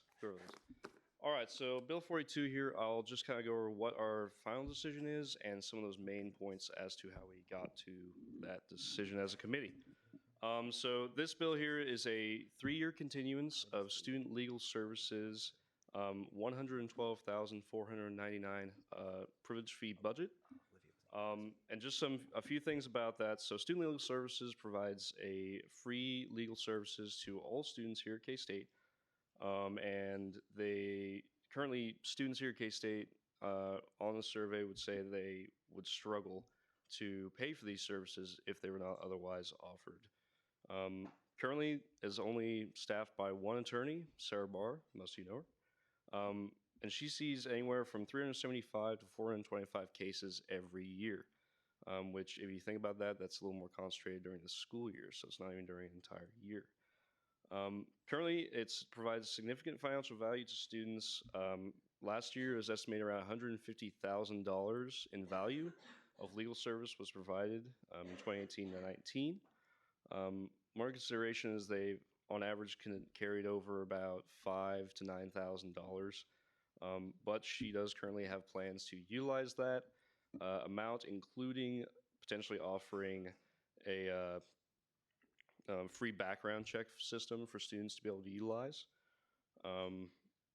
And overall, she does collect feedback from students, and that was very positive. And so overall, the committee felt that this continuance was appropriate. With that, are there any questions or corrections for the author? Senator Al-Abdullah.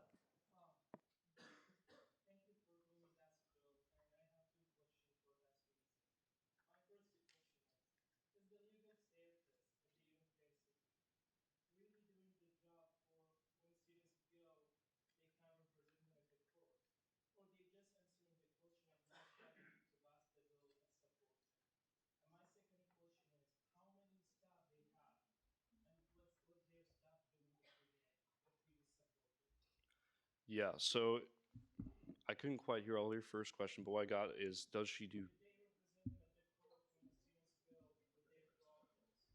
Yes, so typically, no. Typically, so what she says that actually representing in court takes up quite a bit of her available time, and if she did that, she would be able to see less students on average. Other than that, your second question is only one attorney staffed right now, and that's the only staff that Student Legal Services has, is that one individual person. Follow-up granted.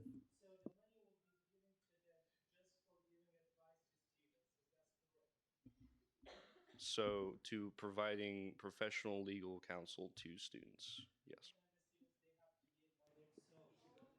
Not necessarily. Senator Hines.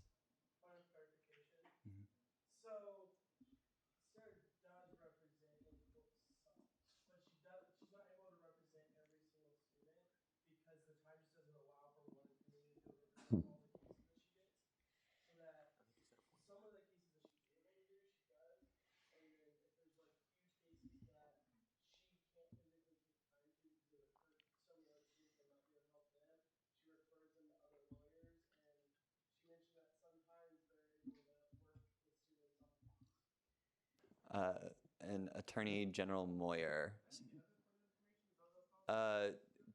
Sorry, Chair Riffle can defer. You can ask him to defer to you.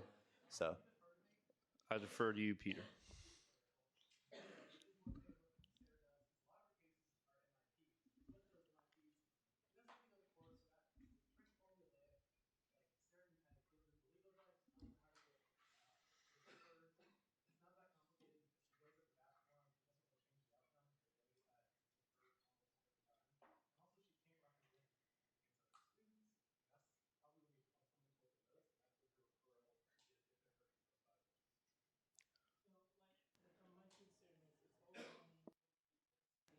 Sorry, for any future questions, can we just raise hands so we can keep track of what's going on? Yeah, Senator Al Abdullah, you can ask Chair Riffle and he can defer out. Sorry.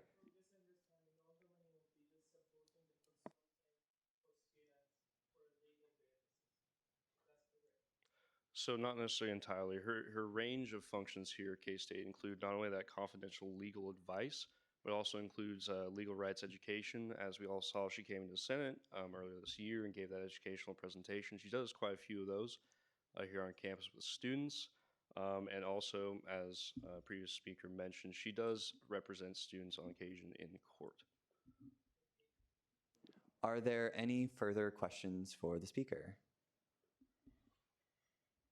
Okay, seeing none, I will now be seeking a motion on Bill 43. Is there a motion on Bill 43? Senator Jabin. It's been moved and seconded to consider Bill 43. I would also support a motion to summarize. Senator Jabin. It's been moved and seconded to allow the author to summarize. Are there any objections? Seeing none, you can summarize. Senator Beasley, did you have? It's been moved and seconded to allow all authors for the rest of the evening to summarize. Are there any objections? Seeing none, everyone who comes up for the rest of the night can summarize. Thank you. Awesome. Thank you for that. So Bill 43 and 44 are both in regards to Wildcat Watch.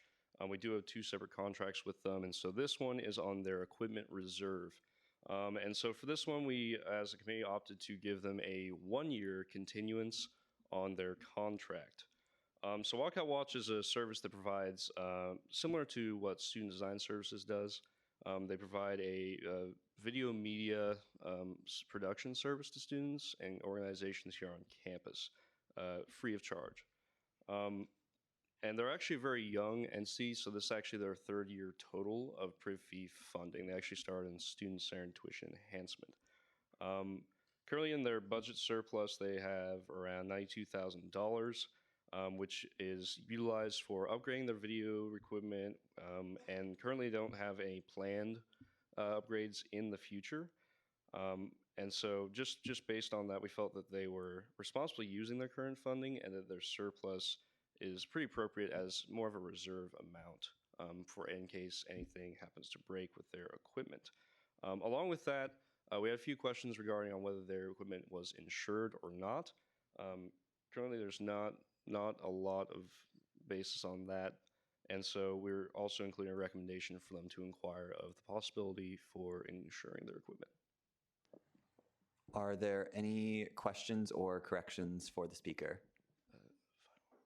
And one more point, it is $15,000 is what the budget is for equipment reserves. So with that, are there any questions or corrections for the speaker?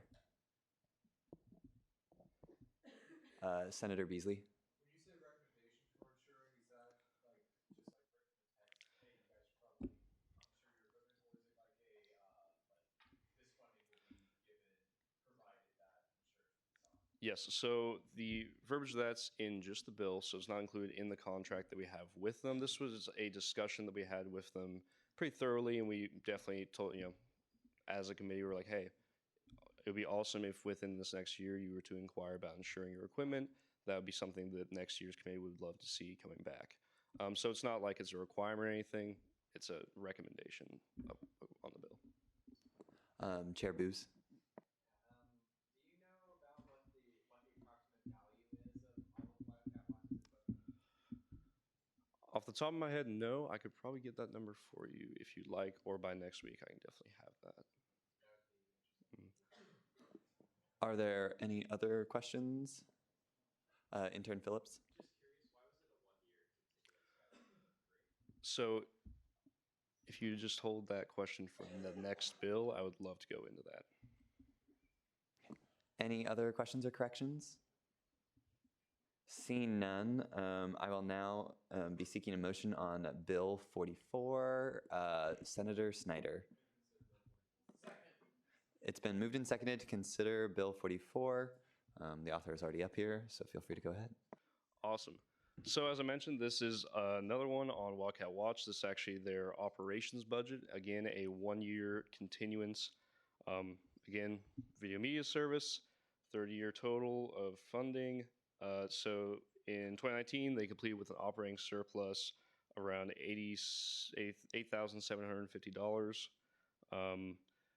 They receive on average around 18 project requests each semester, which might not sound like a lot, but considering the fact that these are video production projects that go from idea, planning, production, shooting, production, all that does fit their capacity pretty full. Currently, they do suffer from a very high turnover rate due to their kind of unique status. So they're actually a club. They're not a service provider, as mentioned, like student design services or anything like that. And so currently, they mentioned they only have around 50% commitment of their workers on projects, and so they do suffer from high turnover. And so, like currently, we do feel that they are responsibly using their funding. But what we talked with them a lot about and what they were very interested in is kind of looking at a restructuring of their organization away from that club basis, more towards a service group or organization. And so that's why we felt that adjustments to their budget, seeing how they're a young group, they're kind of more in that experimental phase, and that they would be seeking that restructuring. That's why we felt that the 1-year contract kind of fit very well in this. Basically, we kind of talked about how 1-year contract, they'd spend this next year looking into options and what it would take for them to restructure. So also their surplus, we felt they don't have any reserves on their operations, and we felt that it's a pretty appropriate amount for a young group such as them. Yeah, and in the bill, we do recommend them to spend the next year determining a plan for restructuring. With that, are there any questions or corrections for the author? Senator Al Abdullah.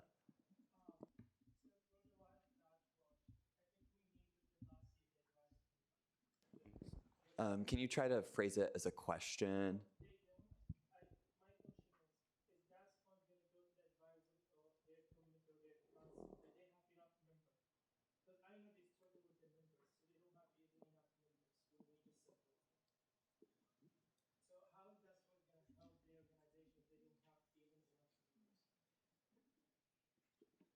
Not quite sure if I understand your question.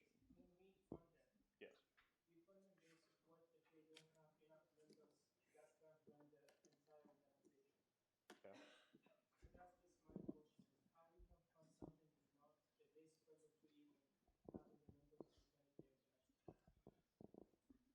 So, as far as members of organization, do you mean like people who are actually producing their content for groups, right? So while I say they do have a high turnover rate and kind of that 50% buy-in from members, the 50% who are bought in are kind of what they are basing their utilization off of. So the 50% who are bought in are really the ones who are actually allowing this utilization and this budget usage to exist. The high turnover is more just kind of a thorn in their back at this point. The fact that they have students coming in, so I'll explain a little bit. So as a club, if any person decides to come, get into the club and contribute at all to a project, they essentially have to be put on the payroll, even if they were to put in a minimal amount of work and then leave after a few days. And so that's just more of the issue with that turnover and kind of their structure currently. But the funding that they are using right now is being put to good use by those ones who are bought in and who are functioning more as like a full-time worker, even though that's not a thing with their club function. And so that's kind of what the focus of the restructuring would be, is to move into a platform to where they could actually have a hiring process, full-time student employees, and that's where those more involved top 50% of their current producers and contributors would go. Are there any further questions and or corrections for the author? Seeing none, I will now be seeking a motion to consider Bill 45. Senator Snyder. It's been moved and seconded to consider Bill 45. Will the author please come forward?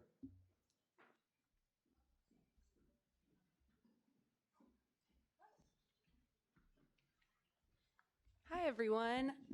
So since we've already heard a little bit about JCOC this evening, I'm just going to go to the whereas clauses that are pertinent to this bill after we have the whereas clauses that explain what JCOC is as an entity itself. So that starts on line 45. So whereas JCOC recommended the privilege fee chair compensation at 35% of tuition based on 14 hours for the next 3 years, although the Senate Operations, Allocations, Governmental Relations, and Diversity, Equity, Inclusion chairs are recommended 12%, 12%, 6%, and 6% respectively. Whereas the report presented does not provide any justification explaining the significance served by this position, nor why its compensation is nearly 2 or 3 times as much as its next highest paid peer. Whereas all committee chairs and their chair, or all committees and their chairs, contribute to fulfilling the function and mission of KSUSGA and providing varying levels of compensation categorizes the importance of committees. Whereas positions previously not compensated in the past that have now taken on more responsibility, such as elections commissioner or intern coordinators, were not considered. Whereas history alone should not dictate our decisions, and whereas Student Senate has a responsibility to ensure our policies align with our values and expectations through diligent, intentional oversight. Being enacted that Section 1, Kansas State University Student Governing Association disapproves of the recommendations made by the 2019 Joint Committee on Officer Compensation. Section 2, KSU SGA enumerates the following reasons for their disapproval. 1, the 2019 JCOC report did not provide adequate justification for the difference in compensation between standing committee chairs. 2, further, the report did not adequately explain why the privilege fee chair compensation was determined to be high. 3, officer positions not compensated in the past cycle are not addressed in the report. Section 3, the KSUSGA recommends that the following actions be taken by the committee in their review. 1, investigate and consider the time spent by current and former KSUSGA officers on work relating to their positions. 2, present a rubric with the criteria that was used to determine salaries. And 3, make changes to the report as warranted by further findings. And then Section 4, upon passage by the Student Senate and signature of the Student Body President, recommendation will be sent to JCOC. Are there any questions and or corrections for the author? If you are confused on why there is a second JCOC report, Can I say something really quick? yeah, no, go for it. Yeah, so Carson had his earlier tonight. We already passed it. And I wanted to say these 2 disapprovals aren't working antagonistically. This one simply just has different positions that they want to inquire about their compensation. So in Bill 38, it was specifically DEI and GR that were being inquired about because they had not been compensated in the past. And Bill 45 is focusing more on privilege fee, which has been consistently compensated at a high rate. Also, positions such as elections commissioner, intern coordinators, or other officers that have not been compensated in the last cycle. So that's kind of the difference there. They aren't like working antagonistically. They kind of have the same backbone where we just want more explanation and more depth to the report. And so I want to make that clear. Like passing 38 is great. I loved 38, and we can also pass 45. They aren't working against each other. It's just another reason to disapprove of the report, if that makes sense. Thank you, Senator Preuss, for the explanation. Are there any further questions after hearing that for the speaker? Chair Booz.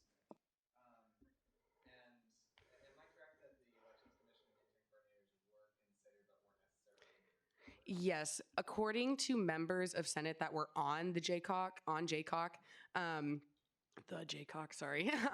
they were considered, but there wasn't actual like evidence in the report of like the criteria that they used to realize why they weren't being compensated. And we just want that explicitly in the report so that we can have that in our records.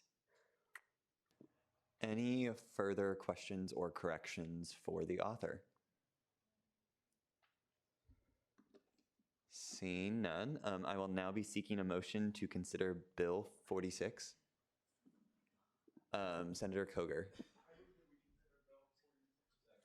It's been moved and seconded to consider Bill 46. Will the author please come forward?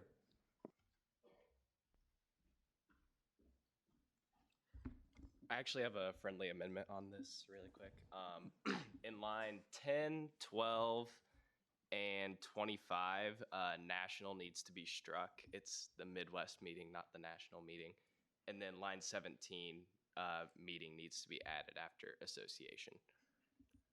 But yeah, other than that, this is the travel allocation for the Dairy Science Club. They're going to be going to the Midwest American Dairy Science Association meeting, and they'll get to learn about the new technologies in the dairy industry, networking with professionals in the industry, and bringing that back to the students at K-State. They requested $2,000, and we're allocating them $1,000. And I'm happy to answer any questions.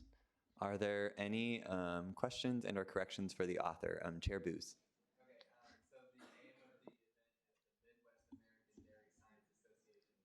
Correct. Granted. Yes. Got that. Thank you. Are there any further questions and or corrections for the author? Seeing none, I'll now be seeking a motion to consider Bill 47, Senator Snyder. Seconded to consider Bill 47. Will the author please come forward?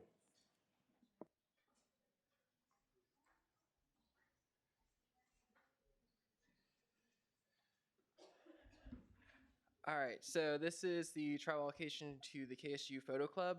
So basically, they'll be sending their members down to Houston, Texas. And so in this, members of this organization will get to see different portfolios from people who are like in industry. So there'll be people from like National Geographic, and they'll get to see like different ways that they take pictures and all of that.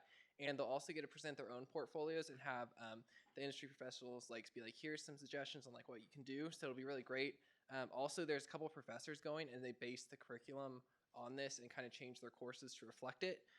So essentially, it's a really good opportunity for them. And so they requested $1,000, and we recommended them $1,000. Are there any questions or corrections for the author? Seeing none, we're now on Bill 48. Is there a motion on Bill 48? Is that intern Billman? It's been moved and seconded to consider Bill 48. Will the author please come forward? All right, so this is also a travel allocation. This one's going to On the Spot Improv. They are going to a workshop in Chicago. They're going to go meet with some professionals, learn some new skills, and then they also offer improv workshops every month here at K-State. So they're going to use those new skills that they learn in Chicago, bring them back here, and have even better improv workshops here for all of us. So they requested $2,000, and we are recommending them $1,000. And I'll answer any questions. Any questions or corrections? Seeing none, I'll now be seeking a motion to consider Bill 49, Senator Snyder. It's been moved and seconded to consider Bill 49. Will the author please come forward?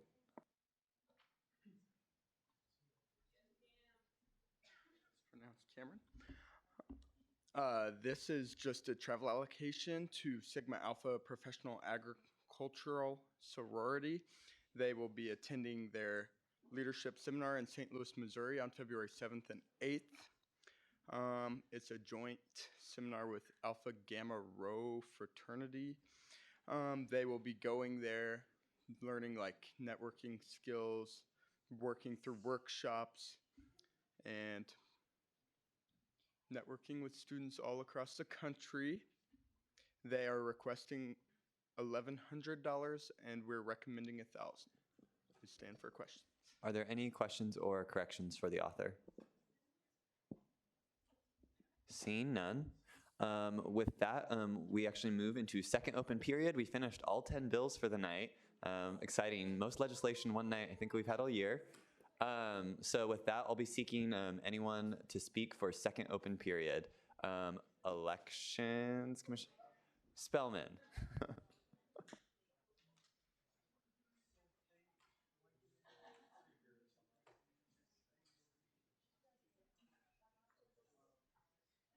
Okay, so I have the title Elections Commissioner, but this isn't SGA related. So on Tuesday, of course, we had the election. It was all like really cool. I wanted to provide a quick little update because in 2017 for Manhattan, turnout was at 22%, but for 2019 it was at 28%. So like 2,400 more people voted this year. So thank you. With that, are there any questions for Elections Commissioner Spellman? Chair Booz. Not yet. I just looked at the website. I'm updating it every day. I don't know the age and gender breakdown yet. I'll let you know when I do. Are there any other questions for the speaker? Okay. Seeing none, are there any other speakers for second open period? Chair Booz.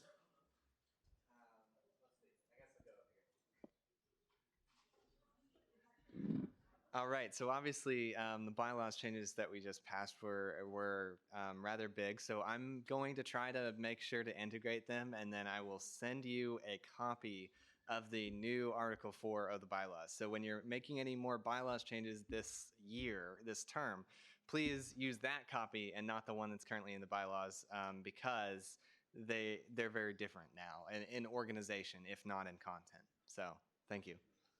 Are there any questions for the speaker? Okay. Seeing none, are there any other speakers for second open period? Vice President Karmali. Let's see. Oh, I don't know. That.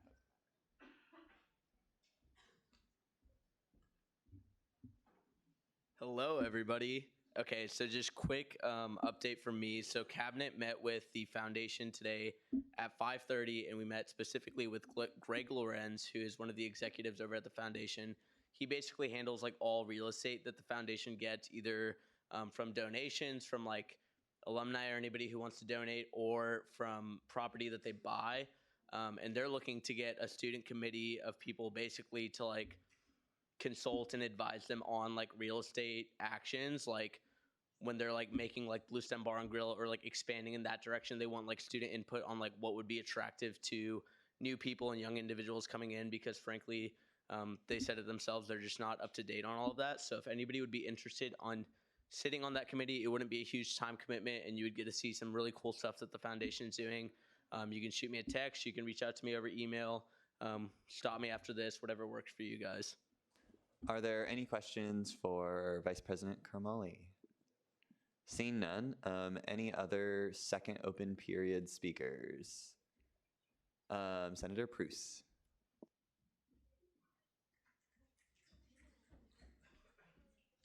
Hello, sorry for my absence last week, but we have Senate shout-outs tonight. I'm really excited because we have a lot, and some of them are really funny. So, shout out to Big Al for being my country pal. I feel like that's Alan Hines, so snaps for Alan.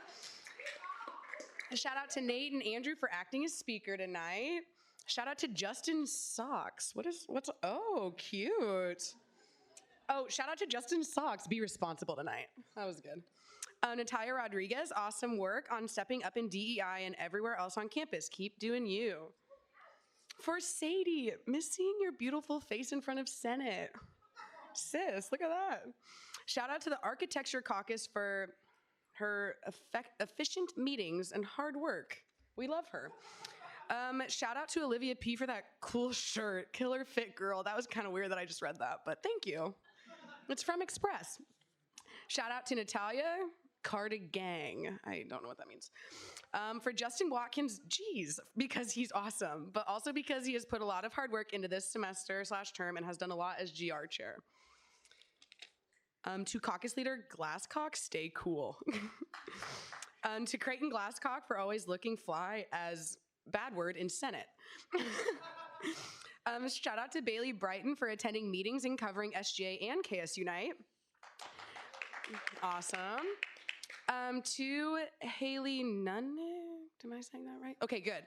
I couldn't read it very well. Shout out to us for being the T-something master. Shout out to you, girl power. That's summarized.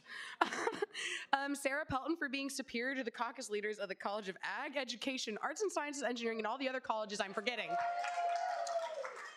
Go College of Biz, I'm guessing. Senator Pelton for being a great mentor. Shout out to Nathan Bothwell for taking the reins tonight. Shout out to Fisher because he didn't request a proxy this week. We love you, Fisher. Thank you for coming. Nathan Bothwell, this is like a love note, for doing an excellent job at keeping Senate on task and reminding voters by proxy to vote honestly for the senators they're representing. Also, shout out to my fellow interns. So awesome. Shout out to the intern that wrote that too. The KSU Polytechnic campus appreciates the transparency and communication between the main campus and our humble little campus. Senate Chairman Curry, that was so sweet. We actually have guests from Polytechnic here tonight. That's awesome.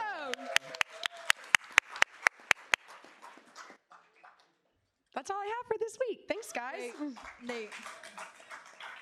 I also have another shout out I didn't get to throw into the folder. Shout out to Judicial for bringing me lotion when my hands were dying. Thanks.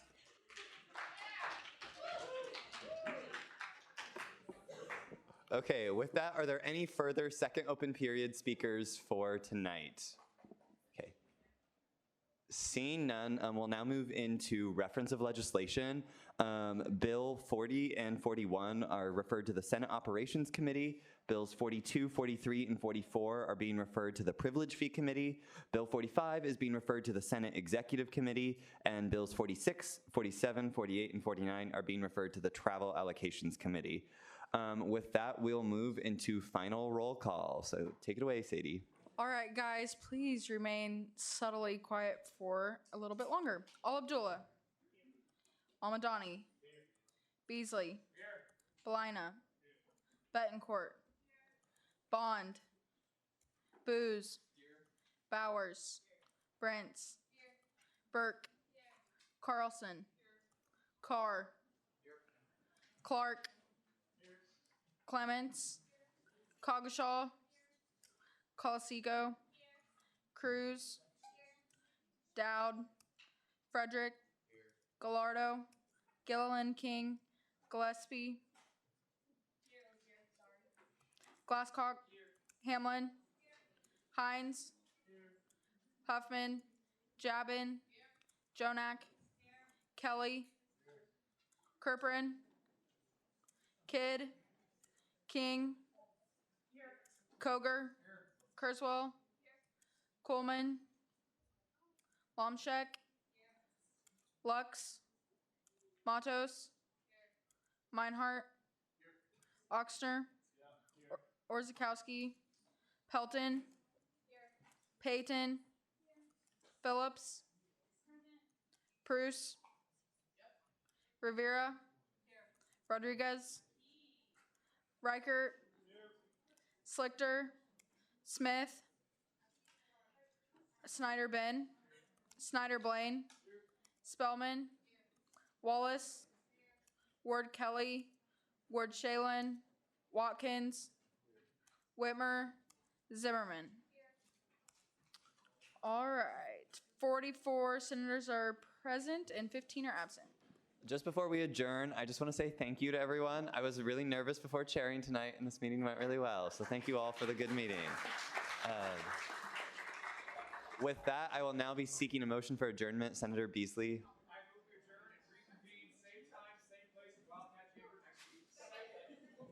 It has been moved and seconded to adjourn until next week. Any objections? I'm guessing not. See you all next week.